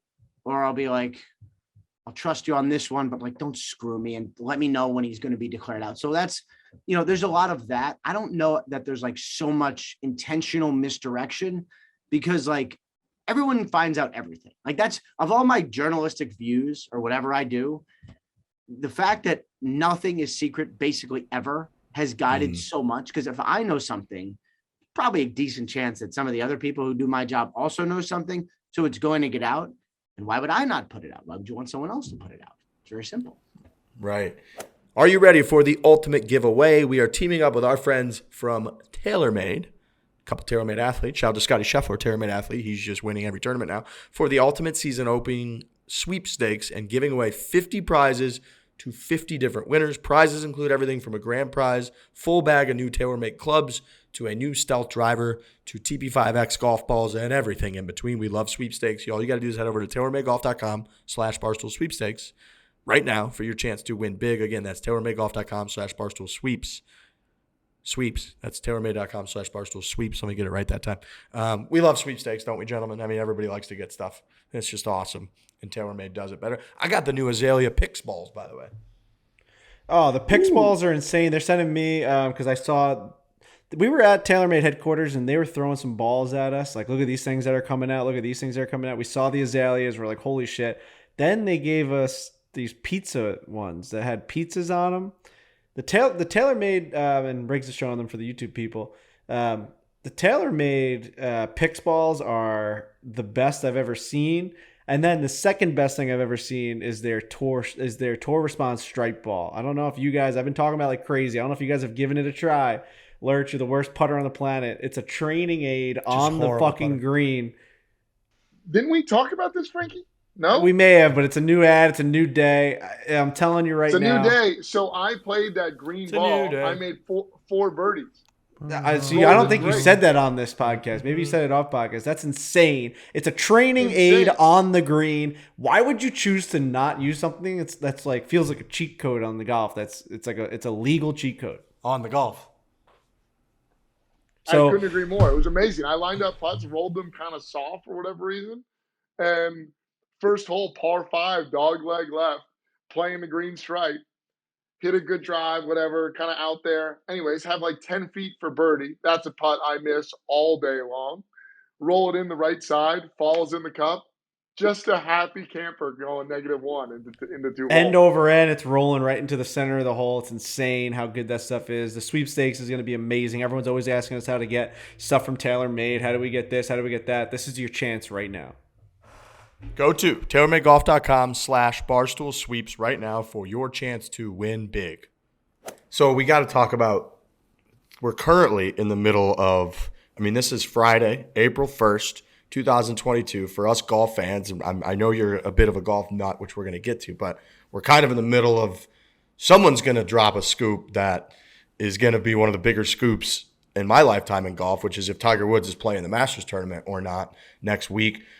Are you trying to even – I get a couple questions on this, but I'm sure you're obviously following it. Are you trying to exhaust some sources just out of curiosity to see what the hell's going on? Do you have some sources? Are you kind of like getting some information? What's your – how are you kind of tracking it? Tiger's hard because he's buttoned up.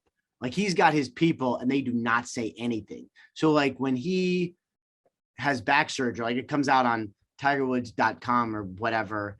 And like usually it's an Instagram post and everyone's like, oh, wow. So and there's some athletes like that. Like when I broke JJ Watt getting cut by the Texans a couple of years back, he was not very happy with that because he wanted to be the one to announce it. Some guys are really into that.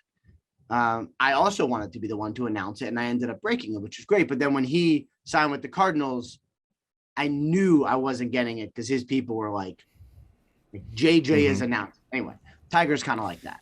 I have a couple people I can check with. I found out, when was it? Oh, I think it was last year's Masters. When did Koepka play with the patella injury? That was last year's Masters, right? Yeah. And he was like on one leg.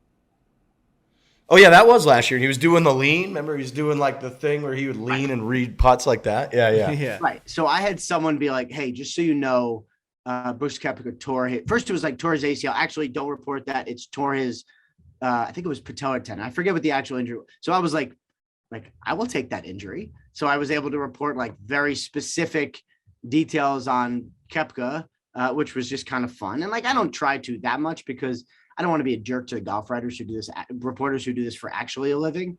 If I found out for sure that Tiger was playing, I would definitely break it and it would be an awesome scoop. And the retweets would be just fantastic.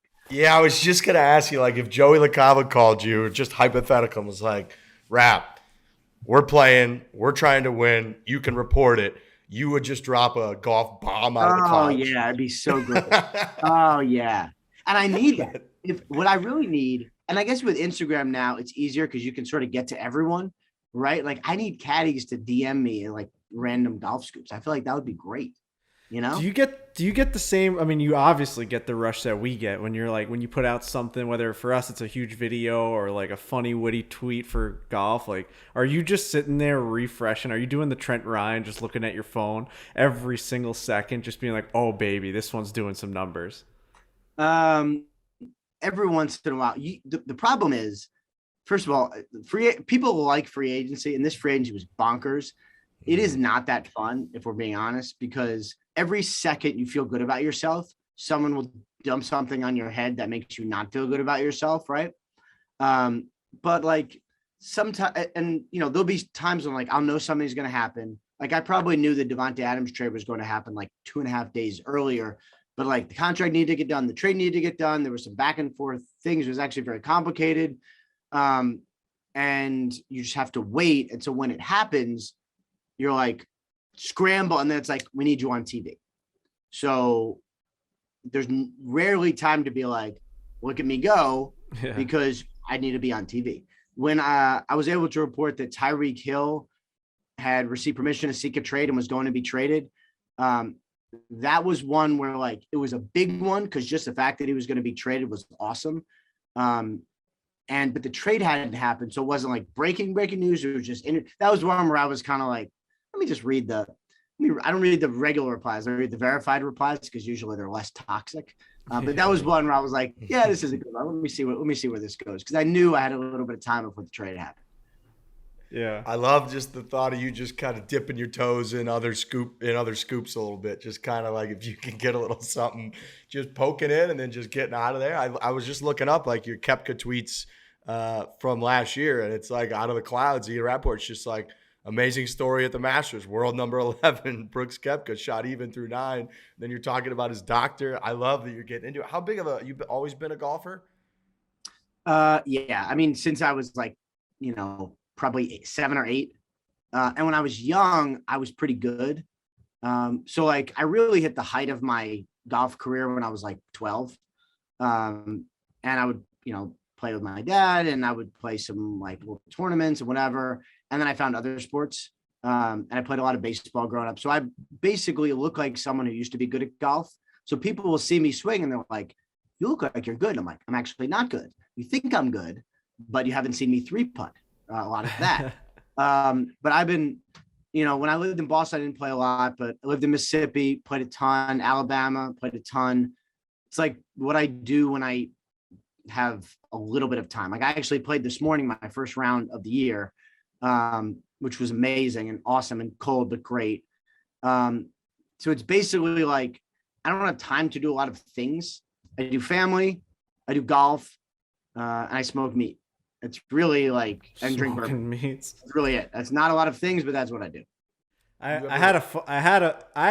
want you to know I had a funny short joke when you were just talking. And the only reason well, you said you reached your height of golf at 12, and I was going to say, did you reach all of your heights at 12? That's actually pretty solid. Yeah, that's good. Frankie's couldn't good with hold those it in. little I couldn't hold it in. The only that's reason good. is because he brought it You up. did hold it in. Why didn't you say it? I don't know. He was on a roll. I was staring at him like, I gotta say this one. It is funny though, because I feel like a lot of us just had better games when we were super young when we started. Like for me, just because you had more time to actually develop like a game, and also you had no crazy like hitches in your swing or mental gaps in your game. Like you were just learning something for the first time. I always am so envious of people learning the game of golf for the first time, because they are just, you can mold them however you want. Yeah. Whereas like I have two boys, I have 7 and 8. I have my 8-year-old hits lefty, which is just amazing. He's got a beautiful swing. He swings and misses a lot, but even when he misses, his swings are awesome. And then I have a 7-year-old who basically swings like a meat cleaver, as absolutely hard as he can. And it's been so fun to see them kind of like get into it. And there's a great pro at our new place we just joined who's been like doing some lessons with them. And like, maybe it's because they're kids. It's when I learn something, it takes me like a minute to figure it out. Right. Like I said, went out and played today, tried some new swing things I'm working on. For 13 of the holes, I was right on the money. And then the rest I was definitely not. It takes me a while. For them, it takes them like 2 swings. They just pick it up and they like it, which is like the coolest thing. Like kid golf is like, that's of all the things I'm looking forward to this spring and summer, like that's really high on the list. That's going to be awesome. Yeah, the scar tissue and all the Band-Aids on our swings as we get older and older, they just become impossible to take off. Yeah. You when you play, I mean, are you just on do you try to put your phone away? Is it impossible? Your phones? I imagine you got multiple phones. No, one phone. Wow. I don't philosophically, I don't believe in multiple phones. I have What does that AirPods. mean? What do you mean you don't I think it's believe in it? ridiculous. I only have 2 pockets. Like how many phones? It's like if I have 3 phones and I have more phones than pockets, right? And it's like people can hold on. I can text them. I can put my AirPods in while talking and tweeting and texting at the same time. I texted my computer, which is helpful because I have a Mac. Like I'm a one phone guy and I stand by that. So there's basically 2 seasons of golf for me. There's the one I just started right now, which was I put my phone in my pocket on ring, basically. And I have, 2 balls in my right pocket on my phone, tees in my left pocket. And I play. And if I have to take a phone call, I have to text. Then I just do it and move on. And I probably because the TV world has messed me up forever. Like I don't get bothered by anything. Like I don't get interrupted. Like someone could talk during my swing. Like I don't care. I could talk during my swing. It doesn't affect me. Like the TV world, you're having to hear something in your ear and talk about something different has trained me to not care about anything around me. So I can get a phone call, tweet, put it down, swing, and be absolutely fine. So that's this season. When we get through the draft, I can leave my phone in the cart or in my bag and play without really worrying about something going off or being crazy. Wow. So now I'm envisioning this funny image of you in just really normal places. You're at dinner, you're just on a golf course, tweeting something major, some big information, and then just putting your phone back in your pocket and going on with a normal day-to-day activity. Well, sometimes that happens. Like I had the David Bakhtiari contract extension, not the first one, like his big extension when it was rookie deal. on the 7th hole at Bonnie Briar in Larchmont where I used to play. And it was funny because like I sort of thought it was happening, but like I really didn't know. And I get a text and it's like, Bakhtiari deal done. Here are the numbers. And I didn't see it for like 4 minutes because I'm literally like walking from tee to middle. I literally remember where I was walking from tee to the middle of the fairway, little hump in the middle of the fairway, bunker Fairway, on nice. the left. And I look at my phone. I'm like, oh God. I'm like, I don't know if anyone else has this. It's been 4 minutes. That's a lot of time. I like hurriedly tweet it, send something else. I'm like, all right, time to hit. And then, hit your shot and whatever. I had the Derek Carr contract extension. It was like $25 million a year. A couple of years ago, I was playing in Connecticut with my buddy Russ, and we're playing like a very serious match, $5 a side. And I'm on the 16th green, par putt. And I get a text that's like, hey, contract's coming now, get ready. And I'm like, right now, like how many minutes do I have? Because I'm like, all right, it's 16. We have 17 and 18. That's like 23 minutes or something. He's like, right now. I'm like, great. Tweet it right now. Miss the putt, tap in for bogey, go to my car, drive home, and go be on TV for the next hour and a half.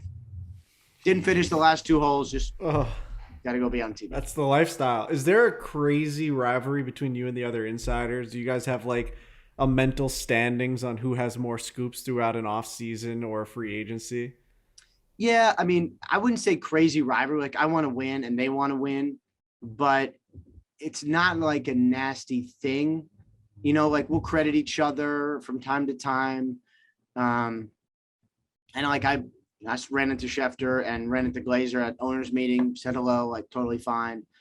We just want to win, but it's not nasty at all, which is good because it really shouldn't be.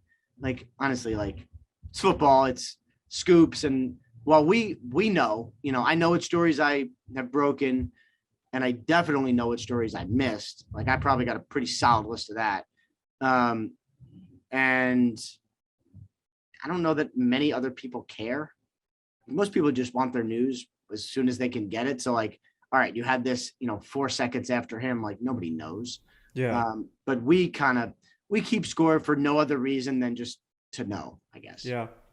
The whole credit thing drives me crazy sometimes with like we'll put like the other day we put out that someone tweeted out some random account tweeted out the website to Tiger's plane. So like now we're all kind of tracking Tiger's plane going up to Augusta, and I was just like having fun with it, putting it out on Twitter, and like everyone's like, "Oh, are you going to credit that other golf podcast that did it first?" It's hold on a second. Hold on. Let me stop you right there. You read your mentions? Yeah, but that's like don't read your problem. mentions. I know, but my point is like, that's did they a little bit of a create? Frankie problem, Frankie. But also, like, first of all, he's very I don't follow the other fucking podcasts, and second of all, did they invent a plane tracking website? Like, that's the most impressive shit I've ever seen in my entire life. If so, I will give them all the credit in the world for tracking Tiger Woods' private jet. But if they just have the same website I do, I'm gonna put out just as much shit as them, and I'm gonna track it all day long with no credit. Zero credit. The Tiger's plane allows him to be tracked. Most It's planes, insane. like owners have planes, teams in college. When I covered college, plane tracking was a big thing. We literally sent an intern to camp out at Tuscaloosa Airport, waiting for Nick Saban to arrive when Alabama was hiring him, because the plane was disabled and we didn't know when it was going to. We just had someone stay there. We sent him Coke and pizza. It was great. Don't read your mentions. Nothing good in there. It's bad for self-esteem. You don't care. Do what you do and only focus on that. And when someone discovers something else on the internet that you also could have discovered, like it's like if I find like a player posted something on Instagram and then I posted after other people, like I don't need a credit. It's literally there for anyone. Yeah. It's the internet. It drives me crazy. So the plane thing, you're telling me Tiger doesn't have to have his plane? No, It could be listed in a way where we wouldn't be able to see it. could turn it off. And it's actually really frustrating. And now I don't care because there's not a lot of plane tracking in the NFL. But in college, plane tracking is a huge deal because the candidates who you're going to hire, like as head coach or whatever, they're not public. Like they keep everything secret. So you'd be like, all right, why is the Alabama plane flying to Norman, Oklahoma? And then like everybody goes bananas, but you can turn it off and it'll say like, the owner and operator has elected not to have this be made public. And you're like, no, like, how do I find out where the plane is going? It's awful. Wow. So that does tell us I think like Frankie, Trent were right about that being like, I think Tiger wants people to know that he's going up to Augusta. So how did the news break? The news Like, broke I remember because I've seen a picture. Was that how it broke? it was like the screenshot on, I think, Tuesday morning of that public, site or app where you can track planes that are publicly listed, and Tiger's was listed.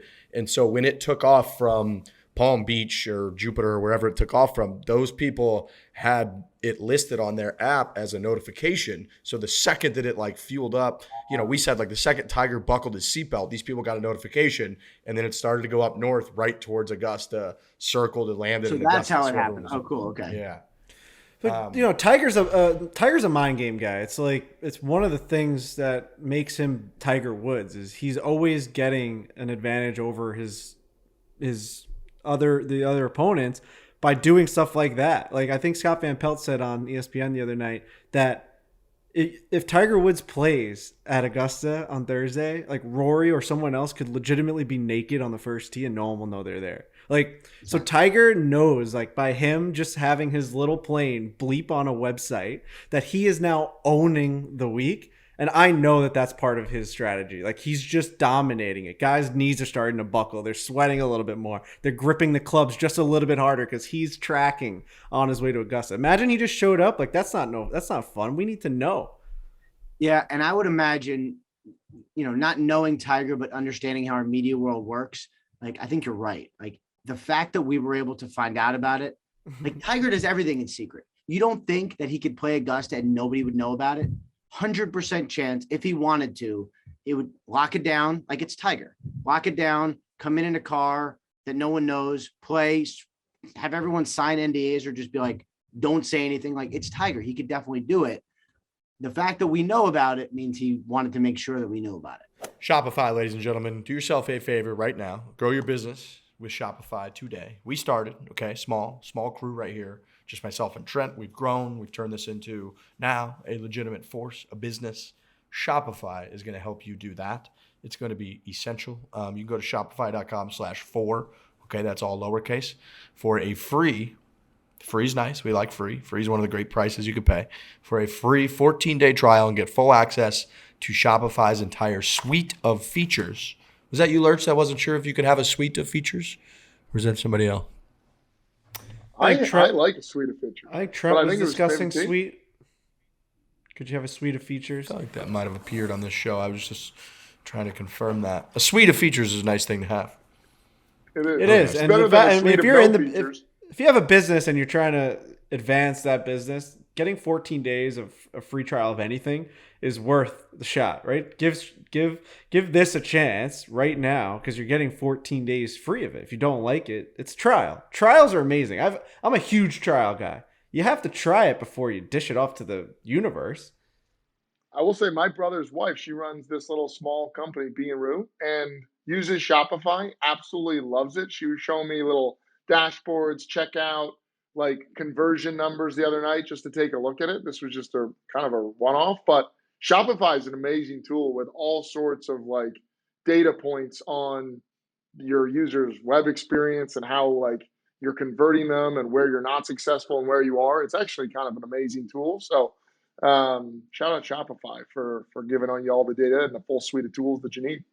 Go to shopify.com/Fore, all lowercase. You get a free 14-day trial. We like trials. And get full access to Shopify's entire suite of features. That's shopify.com/Fore. In your world, who's the closest to Tiger Woods that you've seen in the NFL where like they're the most tight-knit crew, can't get anything out of them? I mean, it used to be Brady, and it's not really like that anymore because he's got so many people around him handling his social media and other stuff. And I also think he kind of stopped caring.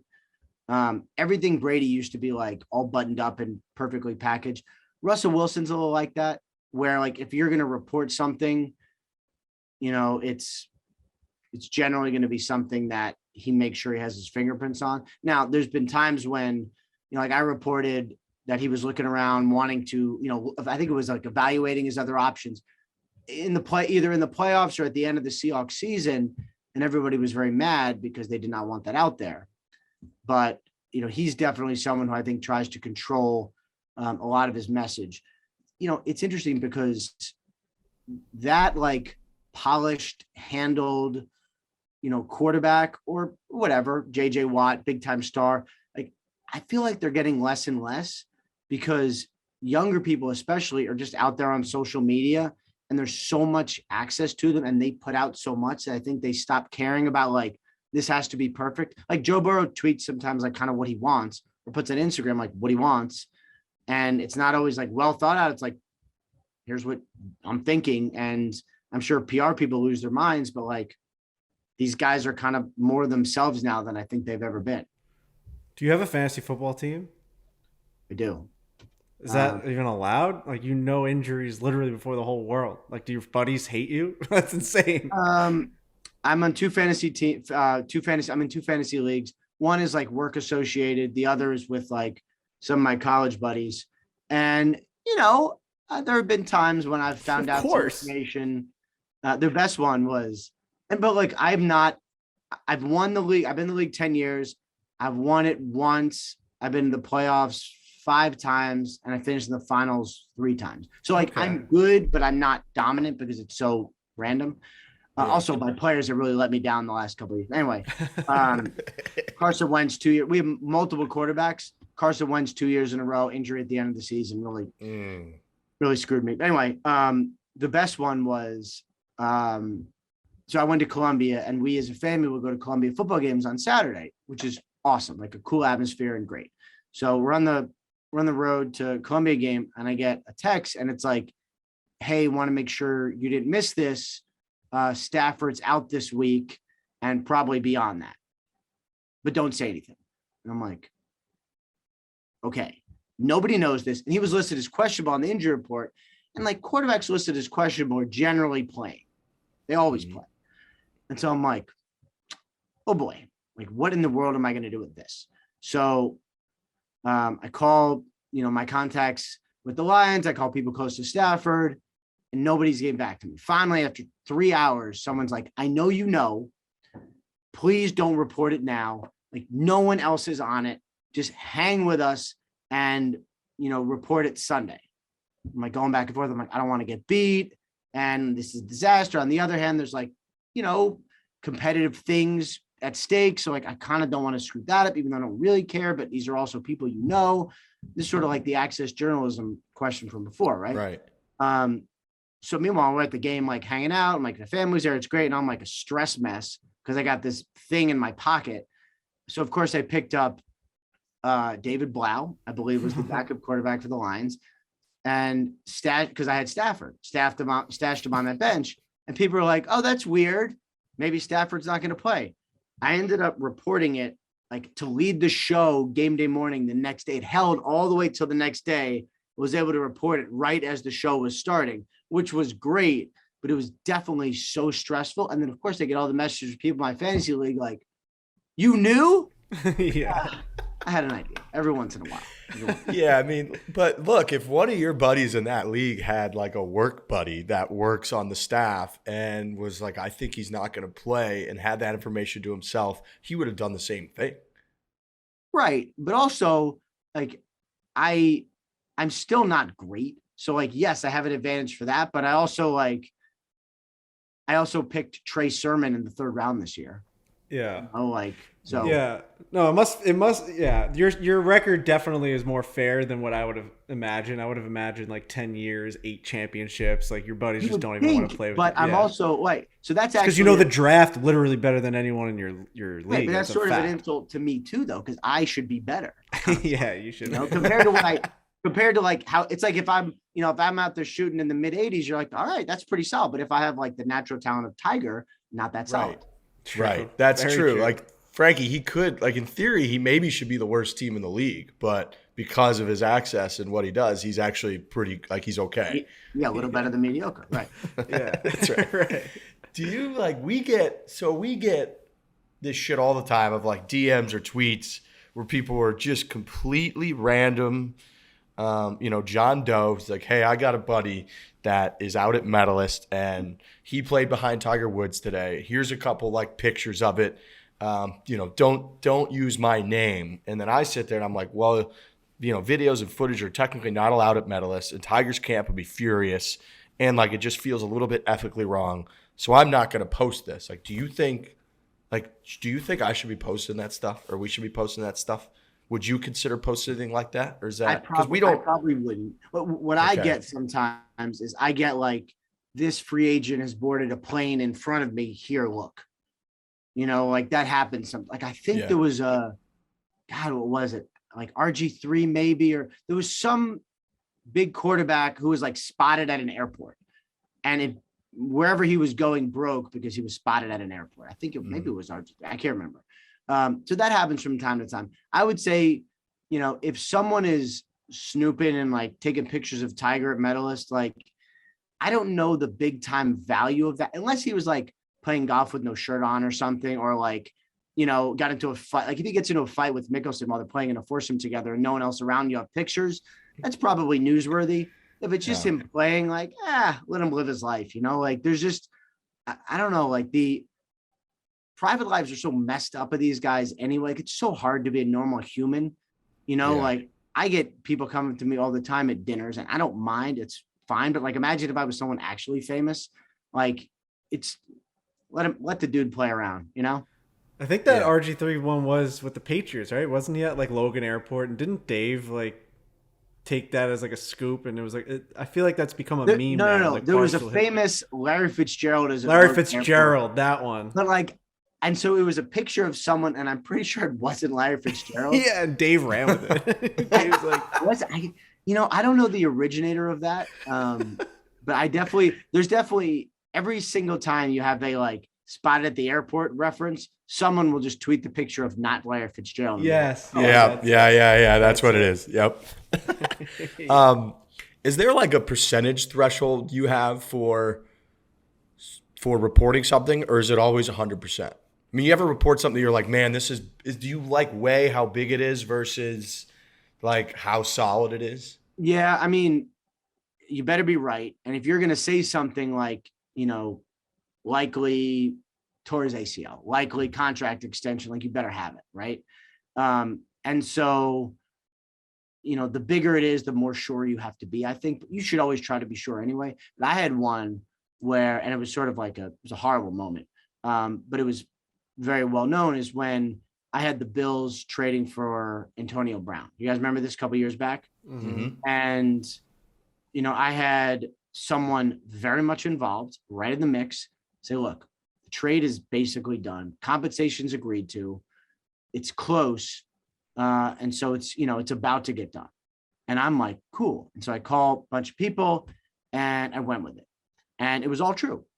Except then it wasn't true 3.5 hours later when the deal broke down, I believe over he wanted a big contract extension and all that. So it was like, I was right, but then I was wrong. And that really changed the way I reported. First of all, I got all sorts of criticism, and like, the Bills later came out with a statement acknowledging like, yes, we were very much looking into it, but ultimately it didn't work out. But I really learned and it was awful. And I, did a bunch of interviews the next day. I think I talked to Deadspin, just try to be accountable, even though it sucks. And it was a really good lesson because I should have taken a breath. Hold on. Let me contact all parties, see if I can get anything, see where it stands. Because had I waited, somebody might have been like, hang on, like, you're right, it's getting done, but some things need to be worked out. And I think, but I don't know this, but I think by me reporting it, it probably made it harder for it to get done. Wow. Because all eyes were on it, right? Yeah. But it was also like a really good lesson for me to like take a breath, even though you think something is right, even though your source is impeccable, like cannot be a better source, it still could be wrong. So like, make sure, and like, nothing is worth that. Going through that, nothing is worth it. Like, finish second if you have to, but be right. Right. It's not for the faint of heart, that scoop game, man. I did one scoop in my life with the Islanders. It was when Artemi Panarin was choosing between the Islanders and maybe going to Columbus and maybe the Rangers. And there was all these talks the night before he was about to sign that he was going to the New York Islanders. The Islanders just had new ownership. Like Lou Lamoriello was in there. I'm like, holy shit, we're about to get our $10 million guy. This is it. I was in a group chat with multiple players in the NHL from different teams saying, like, sending me the bread emoji because they know I'm a huge Islander fan, being like, bread man going to New York. Like, this is insane. So I just tweeted out, Artemi Panarin will be a New York Islander tomorrow when we all wake up. Got thousands and thousands of likes, retweets. Turns out he canceled the offer with the Islanders and took less money to go with the Rangers. The Rangers came swooping in last second. He literally was confirmed with the Islanders, like texting the players. It was crazy. And I never deleted it because like you can't. Yeah, no, don't know. And now what is it? Like, what's the day of like NHL free agency? Like whatever, July 31st, I get it tweeted at me every single year as an anniversary. Happy anniversary. Because now he's on my most hated rivalry. Right. He's fucking crushing it. 240 points since he's become a Ranger. It's insane. So that I have to live with that my whole life. Like it's legit, it's psychotic that that's something that's attached to me because it makes me the most mad that I've ever been ever. Yeah. But yeah, I have to live with it. It's not for the faint of heart, your game, man. It's fucking, it's terrifying. Even me talking about the Antonio Brown thing, which, worked out well for the Bills, did not work out so well for him. And the fact, like, it turned into such a positive because for me, it really literally changed how I do my job. Like it absolutely forced me to re-examine my entire process and made me a lot better reporter. But it sucked so bad. It was just so terrible. And like we were at, I like horse racing. So I'll go with my wife. We're going to the Derby. It's gonna be great. And we went to Belmont that year. And like one guy in a line was shouting, AB to the Bills at me. And like, it was 2 months later. I'd already made my peace with it. I had processed it. I had mourned my loss of being horrible. And it's still like one guy, it still stung.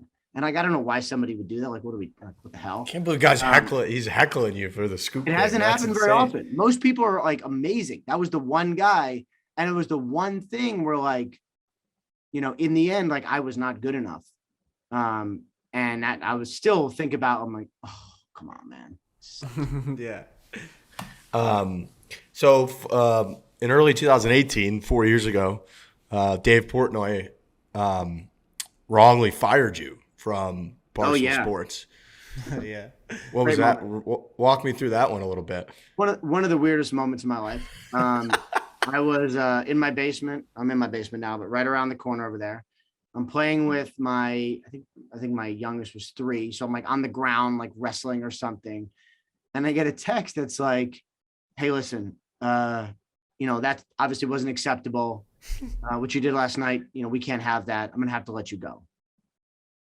And I was like, I think I said like, wait, what? Or like WTF or like, and I'm reading it over and it's like, sometimes this happens where I'll get a text out of the blue and it'll be like, Gronk to the Bucks. And you're like, am I like reading this properly? Like what is happening? Or it'll say like done deal. And you're like, what's a done deal? What could this mean? You have to take a second to like, think about like, what is this person texting me about? And I'm like looking at it. I'm like, last night, what did I do last night? Watched Netflix and went to bed. Because that was pretty acceptable. Like, what are we talking about? And I'm like, wait, wrong rap? He's like, yes, wrong rap. You are actually not fired because you don't work for me. I'm back. And then I thought nothing of it. And then I realized like Michael Rapoport had, I guess, gone bananas and like said a bunch of bad stuff. I still honestly don't really know. But it was, not great. And then he got fired. And then Dave tweeted it. And I probably got the most random text that I've gotten in like a very long time of people being like, we're back. I'm like, yes. Yeah. Thankfully, we are back. Yeah. I loved because you once he figured it out, you figured it out. I pulled it up now. You just wrote back, awesome, I'm back. Yeah. Yes, I'm back. Yeah. What a world. What a crazy world. Man, the scoop game is not for the faint of heart. It's true. We've done it. We've dabbled a little bit at the President's Cup. We got into it a little bit in Melbourne in 2019 with some of the golf journalists. And, people that if you try to outscoop somebody, that is the nails come out, man. It is a Oh yeah. ruthless, Reporters go ruthless after world. you. Yep. They do not like that. So we do, we kind of dip in occasionally, but you're going to get you're really under a microscope then. We could kind of float around the surface with what we do, and we poke a little fun and joke around and great. When you start to get into the nitty-gritty of the scoop game and the journalistic game and the reporting in golf, that is you better have all your T's crossed and your I's dotted, because people will come after you. Yeah, and people are very possessive. And even now, like, I have to say I'm friendly with a lot of the people who cover the teams. Not all of them, but I'm a fairly friendly guy. But like, you get something a little not right, or you interpret something different from how a local reporter has done it, or, say something that someone else had earlier and you kind of didn't realize, the knives will also come out. Even people that you're kind of friends with. And you're like, oh, that wasn't very nice, but I'll remember that one, like that. You're right. Then everyone is very possessive, which is, I am too. So that's totally fine, but it's part of the reality. Yeah. Well, I appreciate it. I appreciate the time. Like I said, I'm a big fan. I find your world fascinating. I find kind of the blending of the lines, blurring of the lines between what you do and what we do, which are obviously very different, but they've crossed occasionally. And it's just a fascinating world to everybody. So keep it up. We appreciate it. I hope you're able to get a little bit of golf. You got a couple months of golf season where you can get out there a little bit, and then you're back to it. Basically I'll be, like I said, I played today, was mediocre. And then I'll probably play 3 or 4 times for the draft, which would be fine. Draft happens. And then May, June, July, when I'm not in training camp, I'll just play as much as I can. I have a golf trip with my buddies this year for the first time in 10 years, and going to Kiowa. I'm going to go get my ass kicked on the ocean course, which is going to be great. I heard that course like the hardest course in the world. I've never been there. Yeah. I mean, they say when the wind is up, it's going to be ugly. So I don't know what I'm rooting for, because it's going to be a bloodbath either way. You guys playing a bunch of the other ones around there too? Is it like Turtle Bay supposed to be awesome? Playing all. I think we're playing 5 times in 2.5 days. So I think we're playing all of them. But I haven't, as much as I love golf, I haven't really done that, just because it's hard to get away. And I travel for work, so to tell my wife hey, I'm back from owners meeting / draft, combine, Super Bowl. All right, I'm going out with my boys for 4 days. It's not great. You just take care of the family, honey. I'm just gonna go, have a couple drinks and play golf for 3 days straight. Right. Drinks after golf. I drink during golf, but I don't like to be drunk while playing golf, because I don't like to be bad. Yeah. But after golf. Right. You guys doing a Ryder Cup or something? How many guys you got? We got 4 guys total. Okay. So we'll have this is so dumb, but I'll tell you anyway. So the best wing place near us, or maybe around, is called Candlelight Inn. We all like wings, so we'll be playing the Candlelight Cup, where the prize, we did it 10 years ago. The prize will be some sort of personalized gear or sweatshirts, maybe. And we don't play for amazing. It's not big money or anything, but it is very intense. I know my partner I've known for a while. He's been encouraging me to play bad to raise my handicap, which I'm fundamentally against, but I also understand. So that is going to be awesome. So it's 2-on-2, same squads the whole weekend. Yeah, I think we might do some, alternate shot, or kind of some sort of weird Ryder Cup style something midway through, just to spice it up. But yeah, one partner for the whole week. Who's the planner? You guys have a main planner in your group? Oh yeah. See, so I made the call initially just to make sure we could get on and whatever. And people were all, Ocean Course guy was all, it was great. And then my buddy Russ is basically always the planner. So Russ is I made the initial call, and then I'm like, hi, listen, I'm taking all this. I'm like, can you just call my buddy Russ? So I text him hey, the guy from Kilo is going to call you. So he scheduled it. And then my 2 other buddies, one is, they're not, I'm not going to say along for the ride, but they know to let Russ handle it. He will do it. Brett and Mike are my other guys, and we will go play, and it's going to be very cool. Incredible. Awesome. I know just every group. I mean, we do a couple of these buddies trips a year. There's always a planner, and then there's always a point where the group chat or group text chat or email chain starts to pick up. It starts to get hyped, and there starts to be a lot of everybody wants to get like, where are we going? When are we going? Which course are we playing? You're taking the course flyovers, and you're doing the whole thing. So I think everybody can relate to that. Well, I've been taking lessons, not a lot, but a couple lessons, just inside in a simulator, and I just learned that I can play the ocean course theoretically on the simulator. So I'm kind of wondering about the ethics of like taking it for a little spin and just make sure I'm familiar with the course before I go. I feel like that's okay, right? Yeah, That's kosher. That's totally kosher. especially with all the wind there. I mean, it's essentially a different golf course once you get there. Yeah, you're there not you going to know anything. Like we were there for the PGA, and that fucking golf course is no joke. I remember walking the front nine, and being like, I would never want to play this golf course ever if it's like this. I mean, it's just impossible, but beautiful and absolutely elite conditions. So yeah, you guys are gonna have the time of your lives. Yeah, very, very. Ian, we appreciate it, man. Must follow, obviously, for any sports fan, any football fan. Rap Sheet, keep it up. Keep up the good work. Have a great summer playing golf. Hope you play well. Good luck at the Candlestick Cup. And, let's do this again sometime. Candlelight. Best wings of West. If you ever come to Westchester, great wings. Anyway, Okay. but thank you. I really appreciate it. You guys are awesome.